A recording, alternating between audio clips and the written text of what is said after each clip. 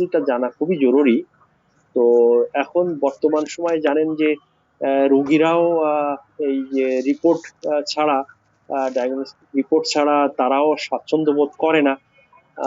তো আমরা যদি যে হোমিওপ্যাথ, আমরা যদি এই রিপোর্ট গুলা ভালোভাবে পড়তে পারি, এই আইডিয়া আমাদের থাকে, তাহলে সুবিধা হয় আমাদের জন্য, এবং রোগীরাও স্যাটিসফাইড।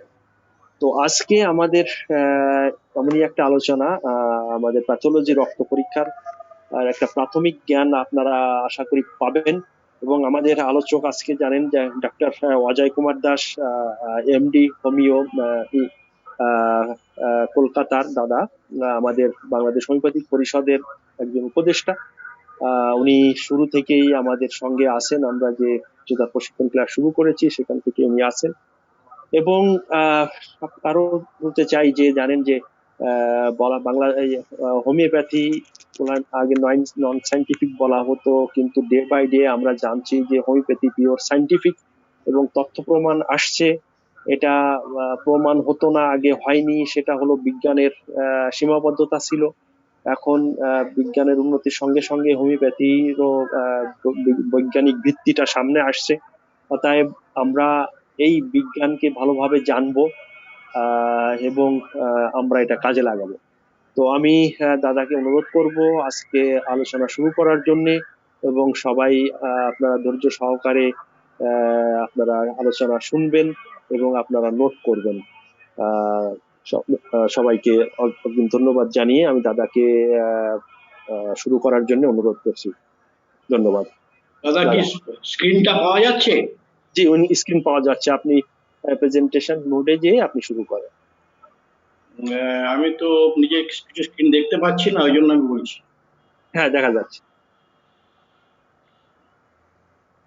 দেখা যাচ্ছে? জি জি জি। আচ্ছা, নমস্কার, শুভ সন্ধ্যা।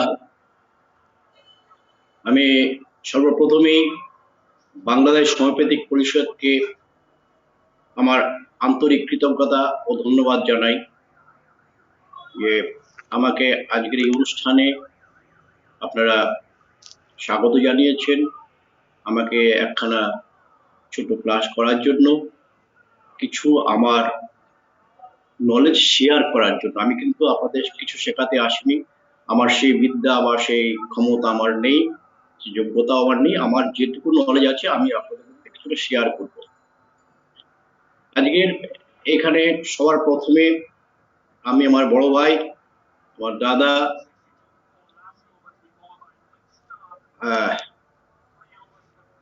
আলাউদ্দিন সাহেবকে আমার সশ্রদ্ধ প্রণাম জানাই। ওনার আশীর্বাদ আমার মাথার উপর বর্ষিত হচ্ছে, ওনার কাছে আমি কৃতজ্ঞ। উনি আমার পাশে সবসময় থাকেন, ওনার দেখানো পথেই আমরা চলার চেষ্টা করব। উনিও যেমন হ্যানিম্যানকে ফলো করছেন, হোমিওপ্যাথিকে এগিয়ে নেওয়ার জন্য অর্গানাল অফ মেডিসিনকে সাথে নিয়ে এগিয়ে চলেছেন, আমরাও সেটা এগিয়ে নিয়ে চলার চেষ্টা করব। এবং সাথে সাথে একজন ডাক্তার হিসেবে আমাদের যে নলেজগুলো রাখা দরকার, সেগুলো প্যাথোলজিক্যাল, ফিজিওলজিক্যাল যে নলেজগুলো রাখা দরকার, সেগুলো যদি আমাদের মধ্যে থাকে তাহলে আমরা সেটাকে শেয়ার করতে পারবো। আমরা বলতে পারবো যে আমরা একজন ডাক্তার, শুধু হোমিওপ্যাথ বললেই হবে না, একজন ডাক্তার। কারণ কেউ যদি এসে আমাদের কাছে একটা রিপোর্ট পেশ করে, যাতে সেই রিপোর্টটা দেখে আমরা বুঝতে পারি যে রিপোর্টের মধ্যে কি আছে, আমরা যেন লজ্জায় না করি।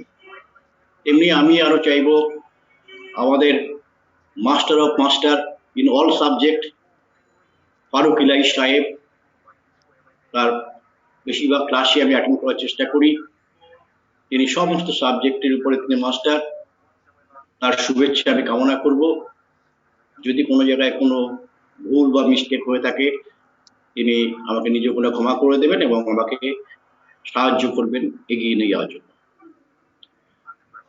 আমি শুরু করছি। যদিও আজকে লেখা হয়েছিল এটা প্যাথোলজি ক্লাস, কিন্তু আমি এটাকে বলি প্যাথোফিজিওলজি। শুধু প্যাথোলজি বললে একটা রিপোর্টের মধ্যে কি থাকে সেটি। আমরা রক্ত মাংসের শরীর, আমাদের মানুষের শরীর প্রতিটি আমাদের জীবিত প্রাণী রক্ত মাংসের, আমরা মানুষ, আমাদের মানুষের রক্ত মাংসের শরীরে এই রক্তটা কি সেটা নিয়ে আজকে আমি কিছুটা আলোকপাত করার চেষ্টা করব, যাতে আমরা বুঝতে পারি যে রক্তের মধ্যে কি কি ডেফিনিশন গুলো আছে, কি কি জিনিস আছে। আমাদের কাছে অনেক পেশেন্ট আমাদের কাছে এরকম রিপোর্ট নিয়ে আসে। রিপোর্ট দুই রকমের পাওয়া যায়, একটা routine examination of blood, blood বলা হয় তাকে, বা হেমাটোলজি ডিপার্টমেন্টে যেটা করা হয়, রুটিন ব্লাড টেস্ট। তার মধ্যে কি কি থাকে? তার মধ্যে থাকে হিমোগ্লোবিনের একটা মাত্রা দেওয়া থাকে, তার মধ্যে লিউকোসাইট বা ডব্লিউবিসি হোয়াইট ব্লাড সেলের একটা দেওয়া থাকে, একটা আরবিসি বা রেড ব্লাড সেলের একটা কাউন্ট দেওয়া থাকে, একটা প্ল্যাটলেট কাউন্ট দেওয়া থাকে, আর ডিফারেন্সিয়াল যে সমস্ত লিউকোসাইটস এর কাউন্ট আছে সেগুলো নিউট্রোফিল, লিম্ফোসাইট, মোনোসাইট, ইসনোফিল, বেসোফিল এগুলো দেওয়া থাকে। এইগুলো দেখে আমরা একটা প্রাইমারি বুঝতে পারি তার শরীরের মধ্যে কতটা পরিমাণ হিমোগ্লোবিন আছে, কতটা ডব্লিউবিসি আছে, কতটা রেড ব্লাড সেল আছে, কতটা প্ল্যাটলেটস আছে, বা এই যে ডিফারেন্সিয়াল কাউন্ট গুলো যেগুলো দেওয়া আছে, প্রত্যেকটা ডব্লিউবিসির মধ্যে কি কি কতটা ভাগ আছে সেইটা দেখে আমরা বুঝতে পারি। আমাদের পাশে এদিকে রেফারেন্স টেস্টটা থাকে, সেই দেখে আমরা বলি না ঠিক আছে নর্মাল আছে কি অ্যাবনর্মাল আছে। কিন্তু আমাদের জানতে হবে এইগুলোর ফাংশনটা কি, এইগুলো কোথায় কিভাবে তৈরি হচ্ছে। আবার যখন আরো একটা বড় রিপোর্ট দেখি, কমপ্লিট ব্লাড কাউন্ট, তখন সেখানে আমরা হিমোগ্লোবিনের সাথে সাথে দেখি পিসিবি। পিসিবিটা কি সেটা আমাদের কি জানতে হবে, পিসিবিটা কাকে বলে। আবার এমসিভি, এমসিএইচ, এমসিএইচসি, আরডিডব্লিউ, এগুলো কি জিনিস, এগুলো যদি আমরা না জানি তাহলে একটা পেশেন্টের কাছে আমাদের নিজস্ব আত্মসম্মান বোধটা অনেকটা নিচে নেমে যায়। আমরা যেমন এখানে নিউট্রোফিল, লিম্ফোসাইট, মোনোসাইট, ইসনোফিল, বেসোফিল সমস্ত জানছি, এই যে এখানে চারটে দেওয়া আছে, পাঁচটা দেওয়া আছে, পিসিবি, এমসিভি, এমসিএইচ, এমসিএইচসি বা আরডিডব্লিউ, এইগুলো যদি আমরা না জানি তাহলে কিন্তু আমাদের অনেক ক্ষেত্রে আমরা আমরা আমরা ঠিক পেশেন্টের কাছে সঠিক জবাব দিতে পারবো। আমাদের আরো একটা থাকে একদম নিচে, যেখানে ফাইন্ডিংসে থাকে যে নর্মোক্রমিক, ম্যাক্রোসাইটিক, নর্মোক্রমিক, নর্মোসাইটিক, এইগুলো যে থাকে এইগুলো আমরা দেখে বুঝতে পারি না। বা এখানে দেওয়া আছে অ্যানিসোবায়োকিলোসাইটোসিস, এটা কি জিনিস? আমরা তো পেশেন্টের রিপোর্ট দেখার পরে একটু হতভম্ব হয়ে যাই, এগুলো যদি আমরা না জানি তাকে ঠিক বলতে পারবো ডাক্তার আমার কি হয়েছে, ডাক্তার এটা কি, আমাকে একটু বলতে হবে, পেশেন্টকে বোঝাতে হবে। তাই আমাদের এর সম্পর্কে একটু জ্ঞান রাখার প্রয়োজন বলে মনে করি। তাই আপনাদের কাছে আমার যে জানা নলেজ আছে, যেটুকু জ্ঞান আছে আমি আপনার সাথে শেয়ার করার চেষ্টা করছি। তাহলে ব্লাড, আমাদের শরীরে রক্ত আছে, রক্তের মধ্যে কি কি আছে? রক্তের মধ্যে 4 রকমের জিনিস আছে। রেড ব্লাড সেল বা যেটাকে আমরা আরবিসি বলছি তাকে বলা হয় ইউরোথ্রোসাইট। সব জায়গায় আরবিসি বলে লেখা থাকে, অনেক জায়গায় ইউরোথ্রোসাইটও লেখা থাকে। তেমনি আছে হোয়াইট ব্লাড সেল বা ডব্লিউবিসি। যেমন রেড ব্লাড সেলকে বাংলায় বলা হয় লোহিত কণিকা, শ্বেত কণিকা, তেমনি এই হোয়াইট ব্লাড সেলকে বলা হয় লিউকোসাইট। তাই লিউকোসাইটের ডিফারেন্সিয়াল লিউকোসাইটস কাউন্ট বলা থাকে। ইউরোথ্রোসাইটসের তেমনি ডিফারেন্সিয়াল আছে। প্ল্যাটিলেটস, প্ল্যাটিলেটসকে বলা হয় থ্রম্বোসাইটস। প্ল্যাটিলেটস, তাহলে আমাদের তিনটে কিন্তু মূল উপাদান, যে উপাদানগুলো রক্তের মধ্যে আছে সেল হিসেবে। আর কি আছে? আর আছে প্লাজমা। তাহলে আমাদের এখন দেখতে হবে এই উপাদানগুলো রক্তের মধ্যে কোথায় কিভাবে আছে। তাই আমরা আগে প্রথমে রেড ব্লাড সেল সম্পর্কে যদি একটু আমরা ধারণা নেওয়ার চেষ্টা করি। রেড ব্লাড সেলটা কি? এটা এক ধরনের রক্তের কোষ, এক ধরনের সেল, যেটা আমাদের বোন ম্যারোর মধ্যে তৈরি হয়। যেটা আমাদের বোন ম্যারোর মধ্যে তৈরি হয় এবং এই রক্তের মধ্যেই রেড ব্লাড সেলটা থাকে। এই রেড ব্লাড সেলের যে মেন প্রোটিন, যে মেন এনজাইম, সেটাকে আমরা বলি হিমোগ্লোবিন। তাহলে রেড ব্লাড সেলের মধ্যে হিমোগ্লোবিন থাকে, এটা আমরা এখানে জানতে পেরে গেলাম হিমোগ্লোবিন থেকে। দাদা একটু ইন্টারাপ্ট করি, দাদা হ্যাঁ, আপনাকে দেখা যাচ্ছে না, আপনার ক্যামেরাটা কি অন করা? আপনাকে দেখা আমি যাচ্ছে সেইটাই আমি বুঝতে পারছি না, আমার ক্যামেরাটা আমি ক্যামেরাটা? ভিডিওটা কেন অন হচ্ছে না বুঝতে পারছি না তো আমি ঠিক। ও আচ্ছা, যদি না হয় অসুবিধা নাই আপনি আমি দেখেন। স্লাইডে দিয়ে যাচ্ছি, ঠিক আছে। ঠিক আছে, ঠিক আছে। দেখছি ভিডিওটা অন হচ্ছে না, ভিডিও সেটিংটায় কোথাও কিছু একটা প্রবলেম হয়েছে। ভিডিও, না আপনি কি কোনো ইয়ে চালিয়েছেন যে না আমি তো অন্য কিছু চালাইনি, ভিডিও তো অন করে রেখেছি তাও কিন্তু হচ্ছে না। অনেক সময় আপনার যদি ওই এখানে রেকর্ডিং চালানো হয় অনেক সময়। না না, আমি রেকর্ডিং চালাইনি। আচ্ছা ঠিক আছে, তাহলে এটা আহ, অন্য একটা, এটা না, আপনি ইন্টিগ্রেটেড, হ্যাঁ হ্যাঁ, এটাই তো আপনার ইয়ে মনে হয়। কিন্তু আমার এটা ঠিক আছে আপনি, ঠিক আছে আপনি এটা ক্লোজ করে দিয়ে আপনি, দেখছি ভিডিওটা অন হচ্ছে না, আচ্ছা অনেকক্ষণ ধরে চেষ্টা করছি। আচ্ছা, অসুবিধা নাই, আপনি বলে যান। আচ্ছা, হ্যাঁ আমরা যে জায়গায় ছিলাম আগের জায়গাটা একটু ফিরে আসি। যে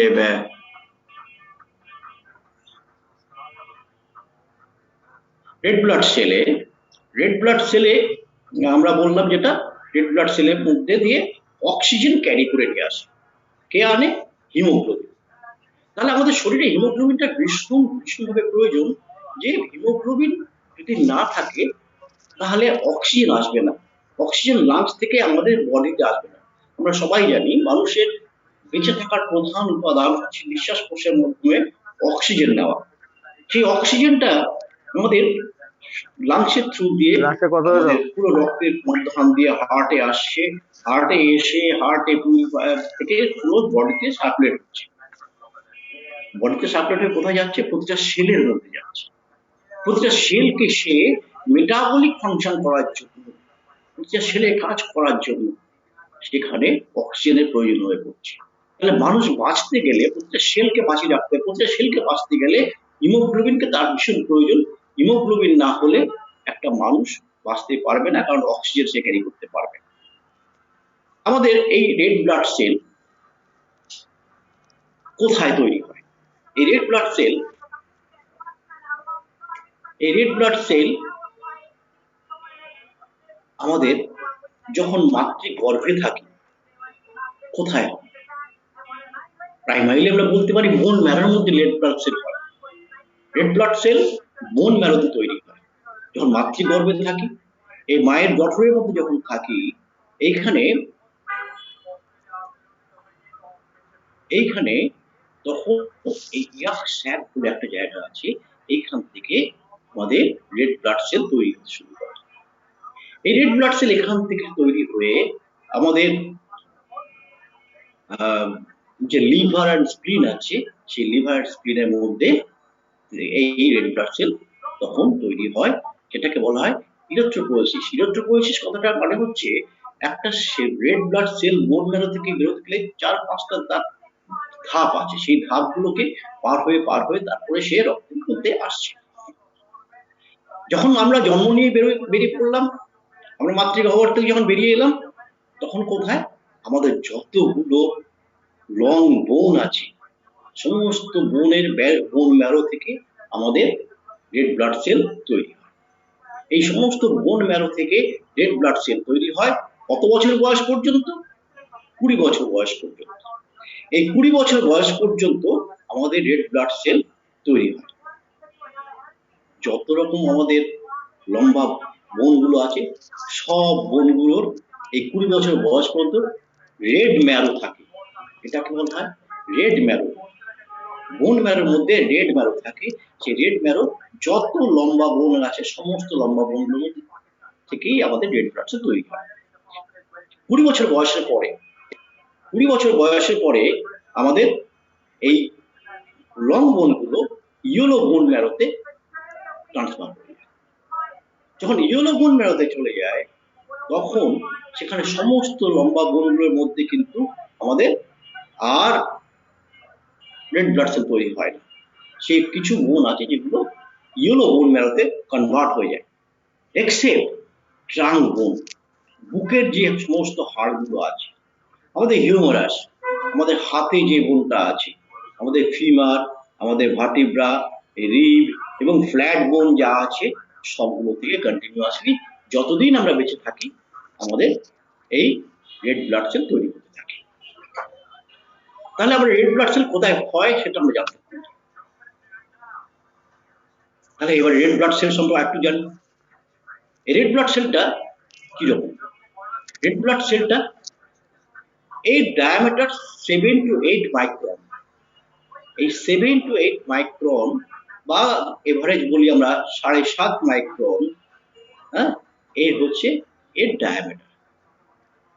এটার এই যে থিকনেস আছে, সাইড থেকে যদি আমরা একটা সেকশন ভিউ দেখি সাইড করে, তাহলে এই যে থিকনেসটা আছে এই থিকনেসটা হচ্ছে 2.5 মাইক্রন। রেড ব্লাড সেলে মধ্যখানটায় কিন্তু থিকনেসটা অনেক কম, সেইখানের থিকনেসটা হচ্ছে 1 মাইক্রন। এই যে রেড ব্লাড সেলটা মধ্যখানটা একটু চ্যাপ্টা মতো, এটাকে বলা হয় বাইকনকেভ, এটাকে বলা হয় বাইকনকেভ। এই বাইকনকেভ হওয়ার ফলে কি হয়, এই রেড ব্লাড সেলে যে হিমোগ্লোবিনগুলো থাকে, হিমোগ্লোবিনগুলো এই পেরিফেরিতে ধারের দিকে বেশি থাকে, তার জন্য আমরা দেখতে পাচ্ছি এই সেলটা চারদিকটা পিঙ্ক কালার, আর মধ্যখানটা কিন্তু একটু হোয়াইটিশ, অতটা পিঙ্ক নেই। তার মানে রেড ব্লাড সেলগুলো কিন্তু এই একদম ধারের দিকেই ছড়িয়ে আছে, নর্মালি এইভাবেই ছড়িয়ে থাকে, মধ্যখানটা কম থাকে। কেন কম থাকে? আমাদের শরীরের মধ্যে আমাদের যে আর্টারি আছে, ধমনী, সেগুলো গিয়ে শিরার সঙ্গে যখন মিট করছে, অক্সিজেন যখন আমাদের পুরো সেলের মধ্যখান থেকে দিয়ে আবার সে ডিঅক্সিজেটেড কার্বন ডাই অক্সাইড যে সমস্ত যুক্ত ব্লাড গুলো আছে, ডিঅক্সিজেটেড ব্লাড, সেই ডিঅক্সিজেটেড ব্লাড গুলো যখন ভেনের মধ্যে দিচ্ছে তখন ক্যাপিলারি মাধ্যম দিয়ে যাচ্ছে, যখন ক্যাপিলারি মধ্যখান দিয়ে যাচ্ছে তখন এইটি যদি বেন্ড হতে না পারে তাহলে কিন্তু পাস করতে পারবে না। যদি বেন্ড হতে না পারে তাহলে কিন্তু পাস করতে পারবে না। তাহলে এই পাস করতে না পারার ফলে তার যে সেল মেমব্রেন গুলো আছে সেখানে অনেক রকম ডিফেক্ট হতে পারে, যাতে সে ইজিলি পাস করতে পারে সেই জন্য আমাদের স্রষ্টা আমাদের এই রেড ব্লাড সেলকে এমন ভাবে তৈরি করেছে যে এই হিমোগ্লোবিন গুলো এদিক থেকে ওদিক চলাফেরা করতে পারে।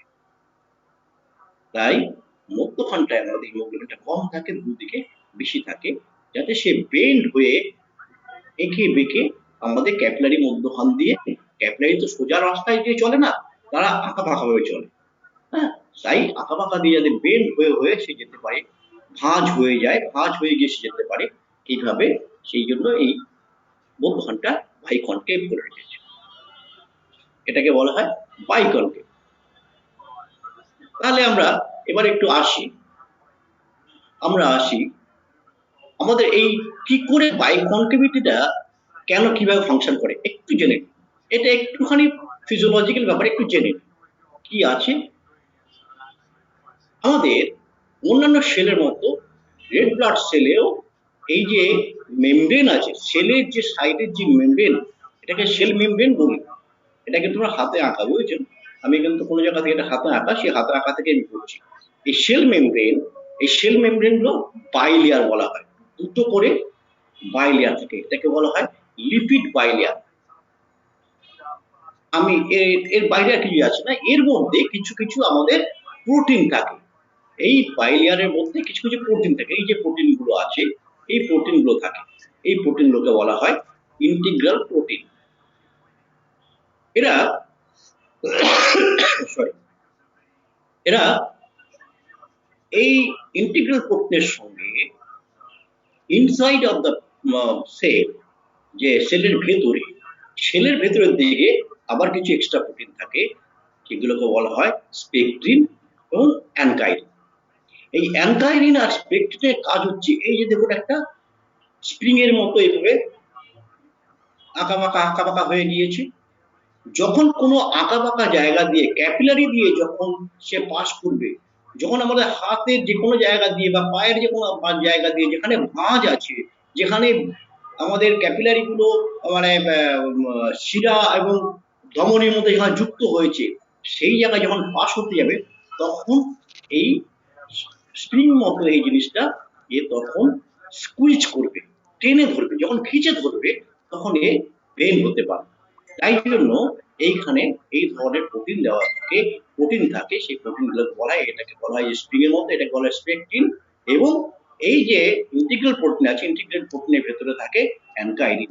এদের কাজ হচ্ছে আমাদের রেড ব্লাড সেলকে ফ্লেক্সিবল করে যেখানে সেখানে ইজিলি স্কুইজ করে যাতায়াত করার কাজটা করে দিতে পারে। এইটা হচ্ছে রেড ব্লাড সেলের মধ্যে বিশেষ একটা কাজ। তাহলে এই সেই জায়গাটা দেখাচ্ছি। এবার এইখানটা দেখুন, এই যে এটা হচ্ছে আমাদের নর্মাল রেড ব্লাড সেলের মধ্যে এই স্পেকট্রিন লেভেল আছে। আর যদি ডিফেক্টিভ হয়, যদি ডিফেক্টিভ হয়ে থাকে তাহলে কি হয়?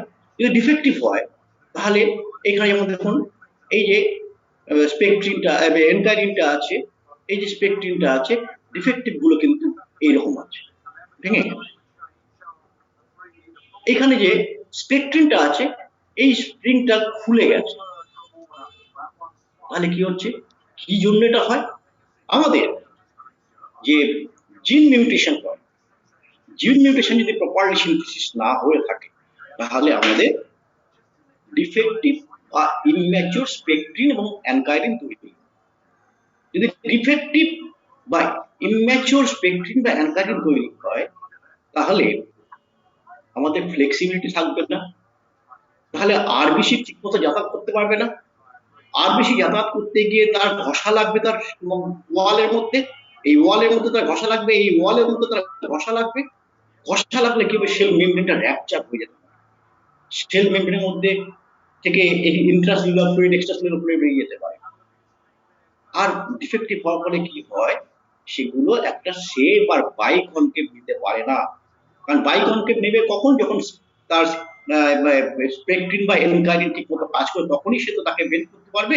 সেইটি যখন থাকে না, তাকে খিচে রাখতে পারে না, তখন সেটা একটা স্পেরিক্যাল শেপ হয়ে যায়, একটা স্পেরিক্যাল শেপ হয়ে যায়। তখন আর হিমোগ্লোবিন গুলো এক জায়গায় থাকে, পুরো সেলটা মতো ছড়িয়ে যায়। যখন যে একটা রোগ তৈরি হয়, সেই রোগটাকে বলা হয় হেরিডিটারি স্পেরোসাইটোসিস। হেরিডিটারি স্পেরোসাইটোসিস। এই হেরিডিটারি স্পেরোসাইটোসিস হলে দেখা যায় যে আমাদের আসসালামু আলাইকুম। হিমোগ্লোবিন ছড়িয়ে পড়েছে এবং এই আরবিসি গুলো যাতায়াত করতে পারে না, এক জায়গায় ব্লক হয়ে যায়, আমাদের কেমন আছেন? ব্লড বেঁধে যাচ্ছে, ব্লাড যেতে পারছে না, মোটা হয়ে যাচ্ছে, শরীরে রক্ত মোটা হয়ে যায়। তখন আমাদেরকে অনেক ডাক্তারবাবুরা দিয়ে দেন যে অ্যান্টিকোয়াগুলেন্ট মেডিসিন দেন এলোপ্যাথিতে। আমাদেরও অনেক মেডিসিন আছে, আমি পরবর্তী ক্ষেত্রে সেই জায়গায় আসবো। আবার অনেক প্রবলেম দেখা যায় খুব হালকা ধরনের, সেগুলোকে বলা হয় হেরিডিটারি ইলেপ্টোসাইটোসিস। যেমন একটা কোথায় দেখা যায়? জন্মগতভাবে হেমোলাইটিক এনিমিয়া যদি হয়ে থাকে, জন্মগতভাবে haemolytic anaemia, sickle cell anaemia, এর মধ্যে কিন্তু হেমোলাইটিক এনিমিয়া পড়ে। আরো অন্যান্য এনিমিয়াও আছে, আমি সেগুলো পরে আসবো। তো আর কোথায় পাওয়া যায়? জন্ম হওয়ার পরে আমরা শুনি বাচ্চাটা জন্ম হয়েছে জন্ডিস নিয়ে, তার সারা শরীরটা হলুদ হয়ে গেছে, জন্ম থেকেই তার জন্ডিসটা জন্মেছে। তখন বুঝতে হবে যে তার জিন মিউটেশন ঠিক হয়নি, তার জিন মিউটেশন ঠিক হয়নি বলে কিন্তু তার এরকম ডিফেক্টিভ স্পেকট্রিন বা এনকাইরিন তৈরি হয়েছে। এই আমরা যদি এর সঙ্গে একটুখানি থেকে বেরিয়ে গিয়ে হোমিওপ্যাথি নিয়ে চিন্তা করি, হোমিওপ্যাথিতে আপনি তখনই ভাববেন যে মায়াজমেটিক কেন আমাদের প্রয়োজন হয়, বাবা মার মায়াজম কেন দেখতে চাই আমরা, তারা কি রোগে ভুগছিল, কোন মায়াজম নিয়ে আসছে, সেইখানে নিশ্চয়ই জেনেটিক যে মিউটেশন হয়, জিন মিউটেশন যেটা হয়, তার প্রবলেম থাকে। তাই হেরিডিটি থেকে তার এই প্রবলেমটা এসছে বলে কিন্তু তার এই সমস্ত স্পেরিক্যাল আরবিসি তৈরি হয়ে গিয়েছে। এই প্রবলেমকে ওভারকাম করে ফেলতে পারে, তখন যে রোগটা থাকে তাকে বলা হয় ইলেপ্টোসাইটোসিস। তাহলে আমরা চলে আসি, এটা একটু ছোট করে নিই, তাহলে আমার কথা সুবিধা হবে। আমরা এবারে এই রক্তের মধ্যে আবার চলে আসছি। আমরা বললাম যে রক্তের মধ্যে কি থাকে? আরবিসি, ডব্লিউবিসি, প্লাজমা থাকে, আর থাকে প্ল্যাটলেটস। আমরা যদি একটা টেস্ট টিউবের মধ্যে কিছু রক্ত দিই, সেই রক্তটার মধ্যে দেখতে পাবো যতটা পরিমাণ রক্ত নেব, যাই রক্ত নিই না কেন, তার 45% থাকবে আরবিসি, তার 45% থাকবে আরবিসি, ডব্লিউবিসি থাকবে 0.7%, আর প্লাজমা বাদ বাকিটা।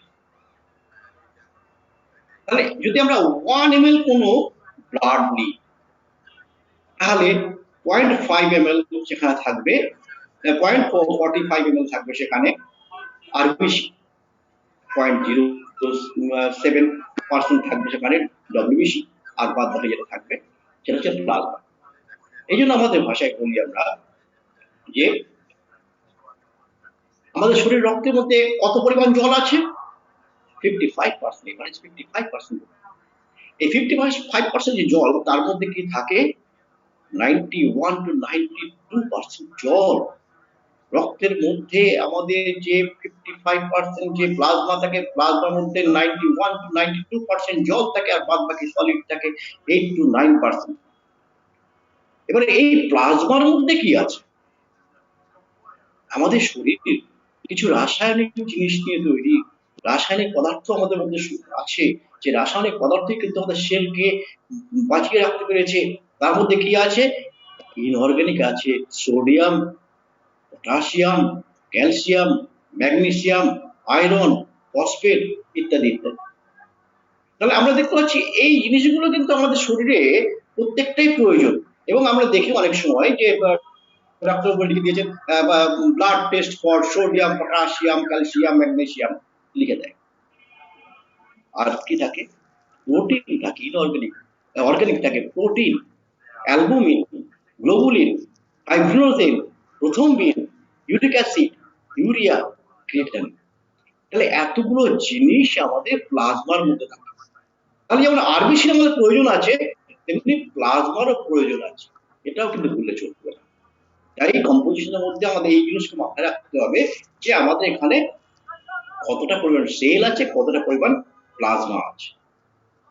আমাদের নর্মাল 45 আমাদের থাকবে পার্সেন্ট আমাদের আরবিসি, এবং 55% থাকবে প্লাজমা। তাহলে আমরা আবার চলে আসি। আমরা রিপোর্টের প্রথমেই বলেছিলাম যে যাদের কাছে আপনাদের আমি লিখেছিলাম যাদের কাছে রিপোর্ট থাকবে তারা একটু রিপোর্টটা সামনে দেখবেন। রিপোর্টের মধ্যে আমরা দেখি এই ইরিথ্রোসাইটকে বিভিন্নভাবে ভাগ করেছে, সেখানে প্যাকড সেল ভলিউম বলে একটা কথা থাকে। এই প্যাকড সেল ভলিউম বা হিমাটোক্রেট, এই প্যাকড সেল ভলিউম বা হিমাটোক্রেট কাকে বলে? পিসিবি, ভলিউম অফ আরবিসি, কতটা পরিমাণ আরবিসি আমাদের ওখানে আছে, কতটা পরিমাণ আরবিসি আমাদের ওখানে আছে। আমরা এখনই দেখলাম যে ওখানে 45% আরবিসি থাকবে। তাহলে প্যাকড সেল ভলিউম কতটা থাকবে আমরা সেখানে দেখি। আমাদেরকে এটা জানতেই হবে প্যাকড সেল ভলিউম কত। তারপরে কি দেখি? হিমোগ্লোবিন কনসেন্ট্রেশন, আমাদের কতটা পরিমাণ হিমোগ্লোবিন আছে, আমাদের কতটা পরিমাণ হিমোগ্লোবিন এখানে আমরা পাবো, এটা আমাদেরকে জানতে হবে। আমরা কতটা জানি হিমোগ্লোবিন কতটা থাকে? Haemoglobin 15 gram. আর রেড সেল কাউন্ট, আমাদের টোটাল রেড সেল কাউন্ট কত থাকে? 5 million. Red cell count 5 million per DCL. আমাদের 1 ml যদি আমরা ব্লাড নিই, তার মধ্যে 5 মিলিয়ন আমাদের রেড সেল থাকবে। এরপরে কি থাকে? এইগুলি হচ্ছে আমাদের কাছে একটু কিরকম একটা জিনিস, এমসিভি, মিন কার্পাসকুলার ভলিউম। মিন কার্পাসকুলার ভলিউম, মিন কার্পাসকুলার ভলিউম কাকে বলে?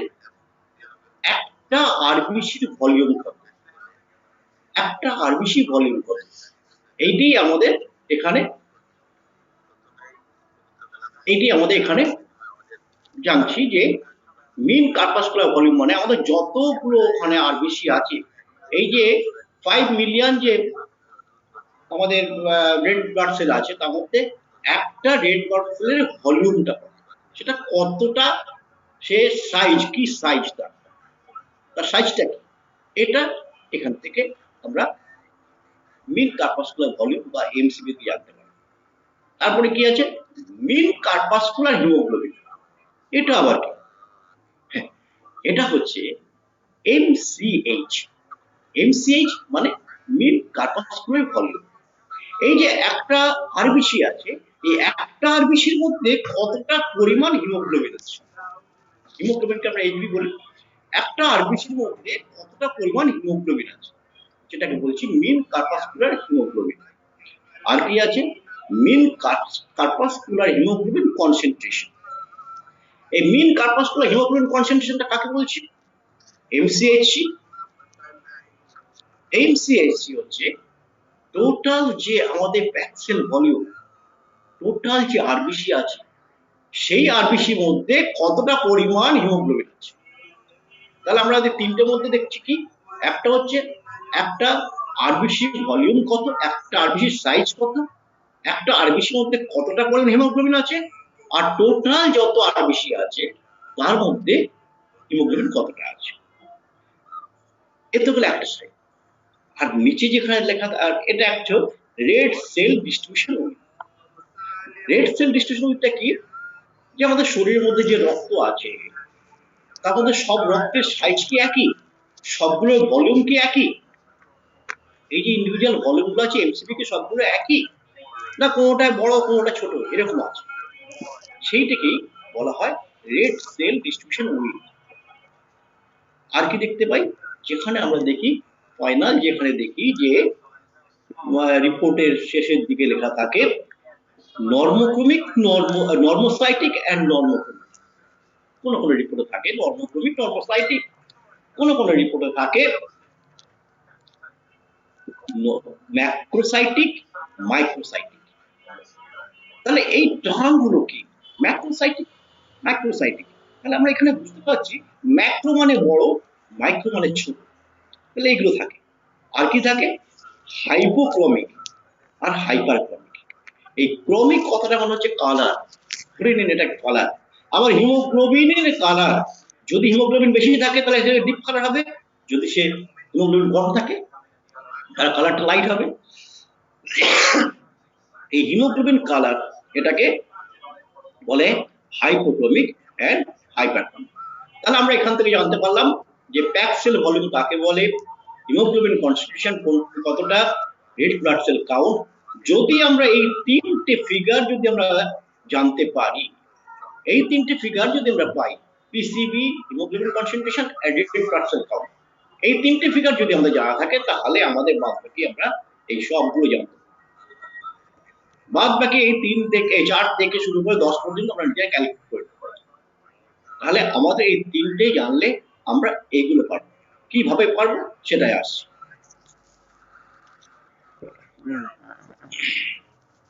আমরা মেন এনজাইম হিমোগ্লোবিন, প্রথমেই বললাম যে প্যাক সেল ভলিউম কত, হিমোগ্রেড 45%।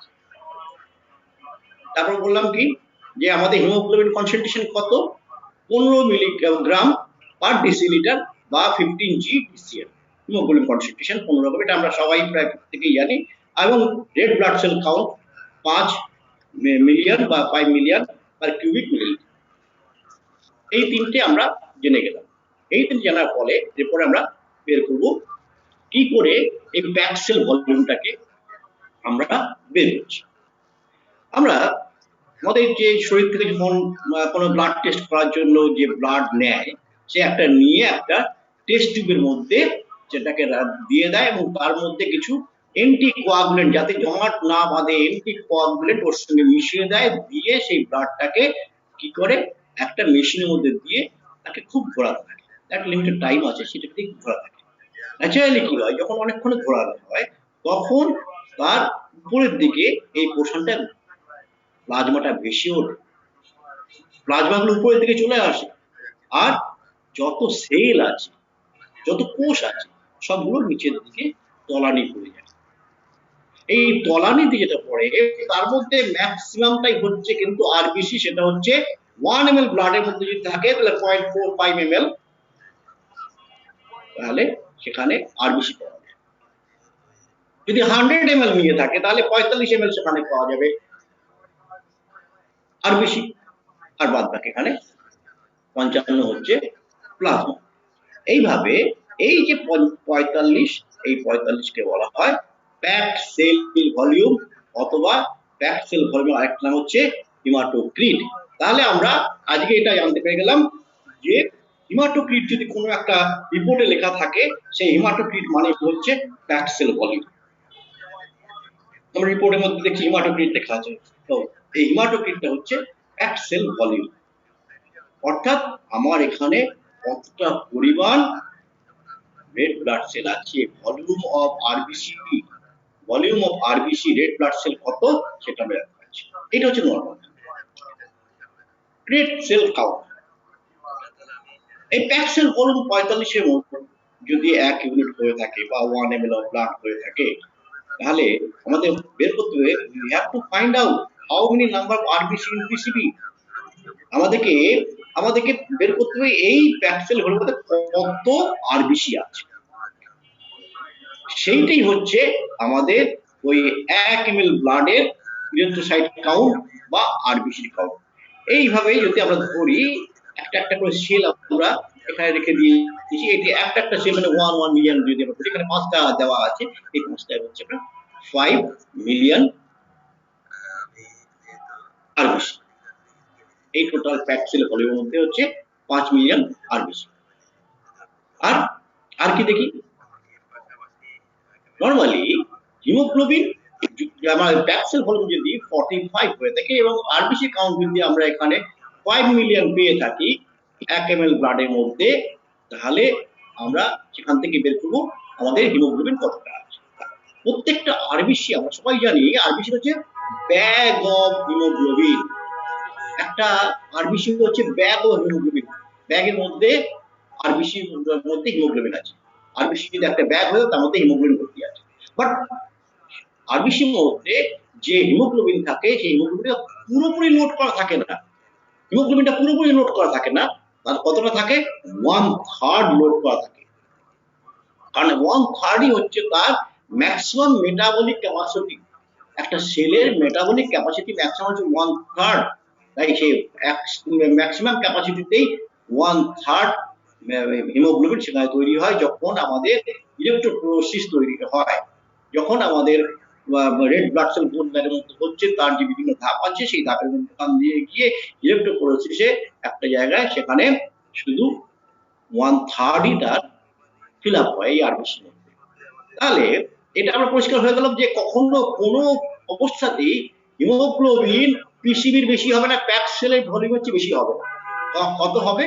1/3 যদি হয়ে থাকে তাহলে পিসিবির 1/3 হবে। পিসিবি যদি 45% হয়ে থাকে তাহলে 1/3 অর্থাৎ 15% or 15 gram of 100 ml of blood or 33% of total unit of blood। তাহলে আমরা এখান থেকে জানতে পেরে গেলাম কিভাবে যে আমাদের হিমোগ্লোবিন এখানে কাউন্ট করছে। আমরা এখানে দুটো এক্সাম্পল দেখি, আমি এখানে একটা দুটো এক্সাম্পল দেখেছি। এইগুলো দুটো জারের মধ্যে আমরা আরবিসি গুলোকে ভর্তি করে সমান সংখ্যক আরবিসি আমরা এখানে রেখেছি। এই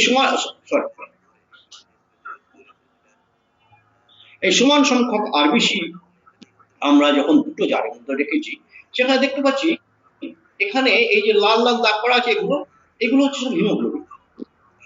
এখানে অনেক ডিপ কালারের হিমোগ্লোবিন, আবার এখানেও দেখছি সমান সংখ্যক আরবিসি এখানে লাইট কালারের, অর্থাৎ এটা কিন্তু অনেক অনেক জুসি, অনেক জুসি, ঠিক জুসি। এটা হচ্ছে লেস জুসি। এই লেস জুসি হওয়ার মানেই হচ্ছে এখানে হিমোগ্লোবিন কনসেন্ট্রেশনটা কিন্তু অনেক কম, আর এটা হচ্ছে হিমোগ্লোবিন কনসেন্ট্রেশনটা অনেক বেশি। তাহলে আমরা এখানে এটা জানতে পারবো। মিন কর্পাসকুলার ভলিউম, মিন কর্পাসকুলার ভলিউম কিভাবে বের করছি? মিন কর্পাসকুলার ভলিউম মানে হচ্ছে পিসিবি প্যাক সেল ভলিউমকে যদি আমরা রেড সেল কাউন্ট, টোটাল আমাদের যে ভলিউম আছে 45% যে ভলিউম আছে, 45% অফ ব্লাড যেখানে যদি ভলিউম আছে, বা 1 ml ব্লাডের মধ্যে তার 45% হচ্ছে প্যাক্সেল ভলিউম। সেই প্যাক্সেল ভলিউমকে যদি আমরা রেড সেল কাউন্ট দিয়ে ভাগ করি, যতগুলো রেড সেল আছে তাহলে একটা রেড সেলের মধ্যে কতটা পরিমাণ তার ভলিউম স্টোর আছে। টোটাল যা আমাদের রেড ব্লাড সেল আছে, total volume of red blood সেলকে যদি কত সংখ্যক, তাহলে একটা রেড ব্লাড সেলের ভলিউম কত আমরা সেটা জানতে পারবো। কিভাবে জানছি? তাহলে আমরা প্যাক্সেল ভলিউম কত, 45 কে যদি 5 মিলিয়ন দিয়ে ভাগ করি, তার রেজাল্ট হচ্ছে বিশাল রেজাল্ট হবে। তার ইউনিট আমাদের বের করতে হবে। সেই কি আসছে, 90 ইন্টু 10 টু দি পাওয়ার -15। এটা একটা বিশাল ফিগার। এর জন্য একটা আলাদা ইউনিট, সেটাকে বলা হয় ফেমটোলিটার। ফেমটোলিটার, 90 ফেমটোলিটার। দেখবেন যখন এই প্যাক্সেল ভলিউম এমসিবি লেখা থাকে, এমসিবি তে লেখা থাকে 90 বা 80 বা 60 বা 100 এফএল। এফএল মানে হচ্ছে ফেমটোলিটার। এগুলো হচ্ছে টোটাল আমার 1 ml ব্লাডের মধ্যে। তার আমরা জানতে পারলাম এমসিবি সমান হচ্ছে packed cell volume by red cell count. আমি বলেছিলাম যদি আমাদের এই ফিগারগুলো জানা থাকে তাহলে আমরা এগুলো বের করতে পারবো। তাহলে আমরা আমাদের একটা আরবিসি ভলিউম বের করার জন্য আমরা কি বের করলাম, আমরা এখানে পিসিবি এবং এখানে রেড সেল কাউন্টকে দিয়ে ডিভাইড করলাম। তাতে আমরা এখানে কেউ স্ক্রিন শেয়ারিং করছেন কি? স্ক্রিন শেয়ারিং করে তার মধ্যে দাগ কাটছেন? ডিস্টার্ব হচ্ছে আমার? হ্যাঁ, কেউ যেন একজন এই দুষ্টামিটা করছে, আমি ক্লিয়ার করে দিচ্ছি। এটা হ্যাঁ, এটা না করার জন্য অনুরোধ করছি। এটা দেখা যায় কে করছেন। হ্যাঁ, তো এটা এটা করবেন না দয়া করে। এখন আমার কনসেন্ট্রেশন নষ্ট হচ্ছে। জি, হ্যাঁ, তো এই ফেমটোমিটার, তাহলে আমরা আমরা যে কথাটা বলেছিলাম, যদি আমাদের পিসিবি বা রেড ব্লাড সেল কাউন্ট এবং যদি আমাদের হিমোগ্লোবিন কনসেন্ট্রেশন জানা থাকে, তাহলে আমরা এমসিবি, এমসিএইচ, এমসিএইচসি সমস্তটা বের করতে পারবো। তাহলে এখানে এমসিবি বের করতে গিয়ে আমরা দেখলাম যে মিন কার্পাসকুলার ভলিউম মানে একটা আরবিসি ভলিউম কত, যদি সেটা বের করতে হয় আমরা একদম সরল অঙ্ক, যে টোটাল যে ভলিউম আছে, টোটাল আমাদের যতগুলো আরবিসি ভলিউম আছে তাকে নাম্বার অফ আরবিসি দিয়ে ভাগ করলে একটা আরবিসি কতটা ভলিউম সেটা বের করতে পারি। নরমালি একটা আরবিসি ভলিউম কত হলো, তাহলে 90 ফেমটোলিটার। ঠিক আছে, আমরা এরপরে আমরা বের করব মিন কার্পাসকুলার হিমোগ্লোবিন, এমসিএইচ, অর্থাৎ ওই একটা আরবিসির মধ্যে কি পরিমাণ হিমোগ্লোবিন আছে, ওই একটা আরবিসির মধ্যে কি পরিমাণ হিমোগ্লোবিন আছে। আমরা আমাদের টোটাল ওই যে প্যাক্সেল ভলিউম, সেই প্যাক্সেল ভলিউমের মধ্যে টোটাল আমাদের হিমোগ্লোবিন কনসেন্ট্রেশন কত সেটা আমরা জেনে নিয়েছি আগে। হিমোগ্লোবিন কনসেন্ট্রেশন 15, আর রেড ব্লাড সেল কাউন্ট হচ্ছে 5 মিলিয়ন বা 50 লক্ষ। এই আমাদের একটা আরবিসির মধ্যে কি পরিমাণ হিমোগ্লোবিন আছে, তাহলে টোটাল হিমোগ্লোবিনকে দিয়ে যদি আমরা ঠিক একইভাবে অতগুলো number of red blood sell দিয়ে যদি ভাগ করি, তাহলে আমরা একটা আরবিসির মধ্যে কতটা পরিমাণে হিমোগ্লোবিন আছে পাচ্ছি। টোটাল কত আছে, 15 গ্রাম আছে। তাকে কতগুলো আমাদের নরমাল নিয়ে আরবিসি 5 মিলিয়ন, 5 মিলিয়ন দিয়ে যখন ভাগ করছি, তার যে রেজাল্টটা আসছে এটাও একটা বিশাল রেজাল্ট হবে। সেটা হচ্ছে 30। এর যে ইউনিট তাকে বলা হয় পিকোগ্রাম। এর যে ইউনিট পিকোগ্রাম। এই পিকোগ্রাম কে আমরা দেখবো এমসিএইচ যেখানে লেখা থাকে, এমসিএইচ এর ক্ষেত্রে সেখানে ইউনিট লেখা থাকে পিজিএম পার এমএল। তাহলে আমরা যে কথাটা প্রথমে বললাম যে তিনটে ভ্যালু যদি আমাদের জানা থাকে, প্রত্যেকটা ভ্যালু আমরা বের করতে পারবো। আমরা এরপরে আসছি mean corpuscular haemoglobin concentration. Very important, very important এটা। MCHC, total concentration of hemoglobin in given RBC. given RBC বলতে কি, টোটাল আমাদের যে প্যাক্সেল ভলিউম, সেই প্যাক্সেল ভলিউম মধ্যে কি কতটা পার্সেন্টেজ আমাদের হিমোগ্লোবিন আছে বা কতটা হিমোগ্লোবিন আমাদের ওখানে আছে, এটা হচ্ছে টোটাল 15 গ্রাম, পিসিপি হচ্ছে 45, total volume of RBC, PCP মানে টোটাল ভলিউম অফ আরবিসি। তাহলে টোটাল ভলিউম অফ আরবিসি দিয়ে যদি আমি টোটাল হিমোগ্লোবিন কনসেন্ট্রেশনকে ভাগ করি, তাহলে আমরা পেয়ে যাচ্ছি মিন কর্পাসকুলার ভলিউম। আবার দেখুন ওখানে দাগ কাটা শুরু করেছে, এটা হচ্ছে 33.3 গ্রামস অর 33%, অর্থাৎ 1/3 of the RBC volume, 1/3 of the RBC volume. এইবারে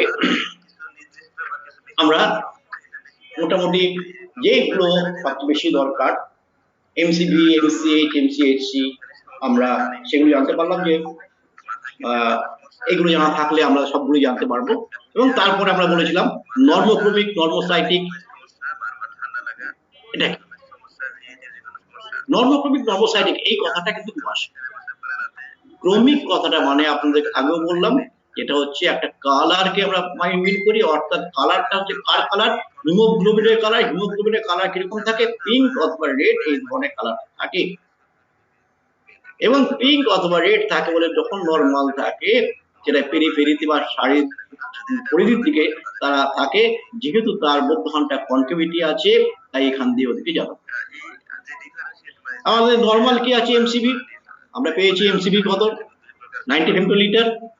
আমরা এমসিএইচ মিন কর্পাসকুলার হিমোগ্লোবিন কত পেয়েছি 30 পিকোগ্রাম, আর এমসিএইচসি কত পেয়েছি, এর 1/3 অর্থাৎ 33.3% অর্থাৎ 33 গ্রাম ডেসিলিটার। এর কি দেখি আমরা, আমি এখানটায় একটুখানি কাজ করছি। আমরা একটা সেলে যে এই যে সেলটার আমরা একটা সেকশনাল ভিউ, এই সেকশনাল ভিউটা আমি এখানে হাতে এঁকে দেখিয়েছি। এই সেকশনাল ভিউটার মধ্যে আমরা কি পাই, আমরা দেখি এখানটায় এই যে হিমোগ্লোবিন গুলো এমনি করে চারদিকে ছড়িয়ে আছে, এমনি করে ছড়িয়ে আছে,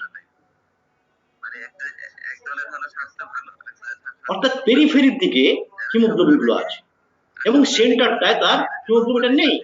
তার ফলে কি হচ্ছে, সে এই পেরিফেরিতে হিমোগ্লোবিনটা খুব বেশি পরিমাণে আছে, এই পেরিফেরিতে ধারের দিকে তার হিমোগ্লোবিন বেশি আছে, তুলনামূলকভাবে সেন্টারে কিন্তু কম আছে। তার কারণ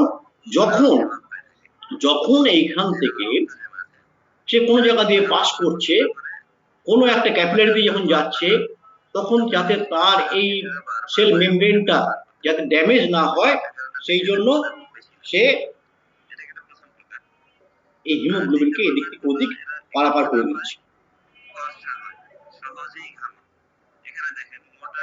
সেই হিমোগ্লোবিন গুলোকে এদিক থেকে ওদিক পার করে দিতে পারে এবং এটা বেন্ড হয়ে যে যেমন খুশি হতে পারে। যদি ধরেন এটা যদি কোনো জায়গা দিয়ে পাস হতে যায়, সেই যদি হিমোগ্লোবিন সেলটা এমনি হয়ে গেল, সুতরাং তার পাস হতে কোনো অসুবিধা হবে না, তখন সেলটা তখন তার এমনি করে সে পার হয়ে যেতে পারে।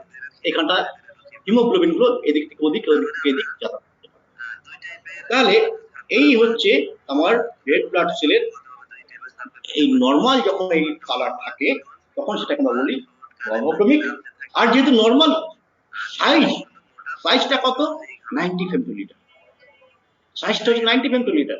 এই 90 ফেমটোলিটার যদি হয়, সেই সাইজটা যদি থাকে, তাকে বলে normocytic. The red blood cell volume is more and it is filled up with hemoglobin 1/3 part of the cell. Due to this, cell is biconcave centrally. For this reason, when cell passes through the capillary, is folded easily and it moves from periphery. যেটা বলছিলাম যে এ move করতে পারে। যখন আমরা মাইক্রোস্কোপের নিচে দেখি, তখন তাকে দেখি more red or more pink in center, periphery. More red in periphery and pink in center. এই মধ্যখানটায় আমরা হালকা দেখি, যেমন আমরা টপ ভিউ থেকে যখন দেখি তখন এইরকম দেখি। তাই এইটাকে আমরা বলছি, যখন কালার আমাদের মাথায় রাখতে হবে, কালার যখন 33% থাকছে, দ্যাট ইজ দ্য নর্মোক্রমিক। এইটে 30 এমসিএইচসি 33, এটা বিভিন্ন ডায়াগনস্টিক রিয়েজেন্ট দিয়ে যখন করা হয়, এইটা ভ্যারি করে, কারো ডায়াগনস্টিক ভ্যালু 28 বা 26 34 35 থাকে, কারো সেখানে 30 থেকে 35 ফোর্স থাকে, 35 থাকে, এটা বিভিন্ন রিলিজের উপর ডিপেন্ড করে। তবে নর্মালি এটা হচ্ছে MCHC 33, অর্থাৎ এর কালারটা এই 33% কে আমরা বলবো, সেই যখন দিয়ে 33% এর কাছাকাছি থাকছে সেইটি হচ্ছে নর্মোক্রমিক। আর যখন দেখি সাইজটা 90, সাইজটা যদি 90 ফেমটোলিটার হয়ে থাকে, একটা আরবিসির যদি ভলিউম 90 ফেমটোলিটার হয়ে থাকে, মেন কার্পাসকুলার ভলিউম যদি 90 ফেমটোলিটার হয়ে থাকে বা তার আশেপাশে থাকে, তাহলে সেটাকে বলবো নর্মোসাইটিক। তাহলে আমরা একটা নর্মাল ব্লাড সেল আরবিসি তাকে বলি নর্মোক্রমিক এন্ড নর্মোসাইটিক, নর্মোক্রমিক এন্ড নর্মোসাইটিক। এবারে যদি নর্মাল এটা হয়ে থাকে তাহলে অ্যাবনর্মাল কিছু আছে, আমি সেই ডিফারেন্সিয়েশন গুলো একটু কিভাবে আমরা নর্মাল আরবিসি যদি